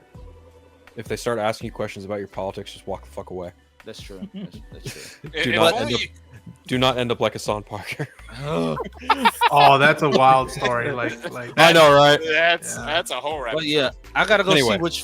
see which frames I want. So I'll potentially have glasses in the next couple of weeks. I got frames for you, big boy. There you go. what? The what? I mean that works. Bro, you know what's dumb? I have to be up tomorrow's my off day, but we have a random mandatory meeting at 6:30 in the morning. So I'm going to work to clock. I'm clocking in for an hour meeting. I'm literally. I make 15 an hour. I'm literally going to make $15 tomorrow. That's it. I'm making $15 tomorrow.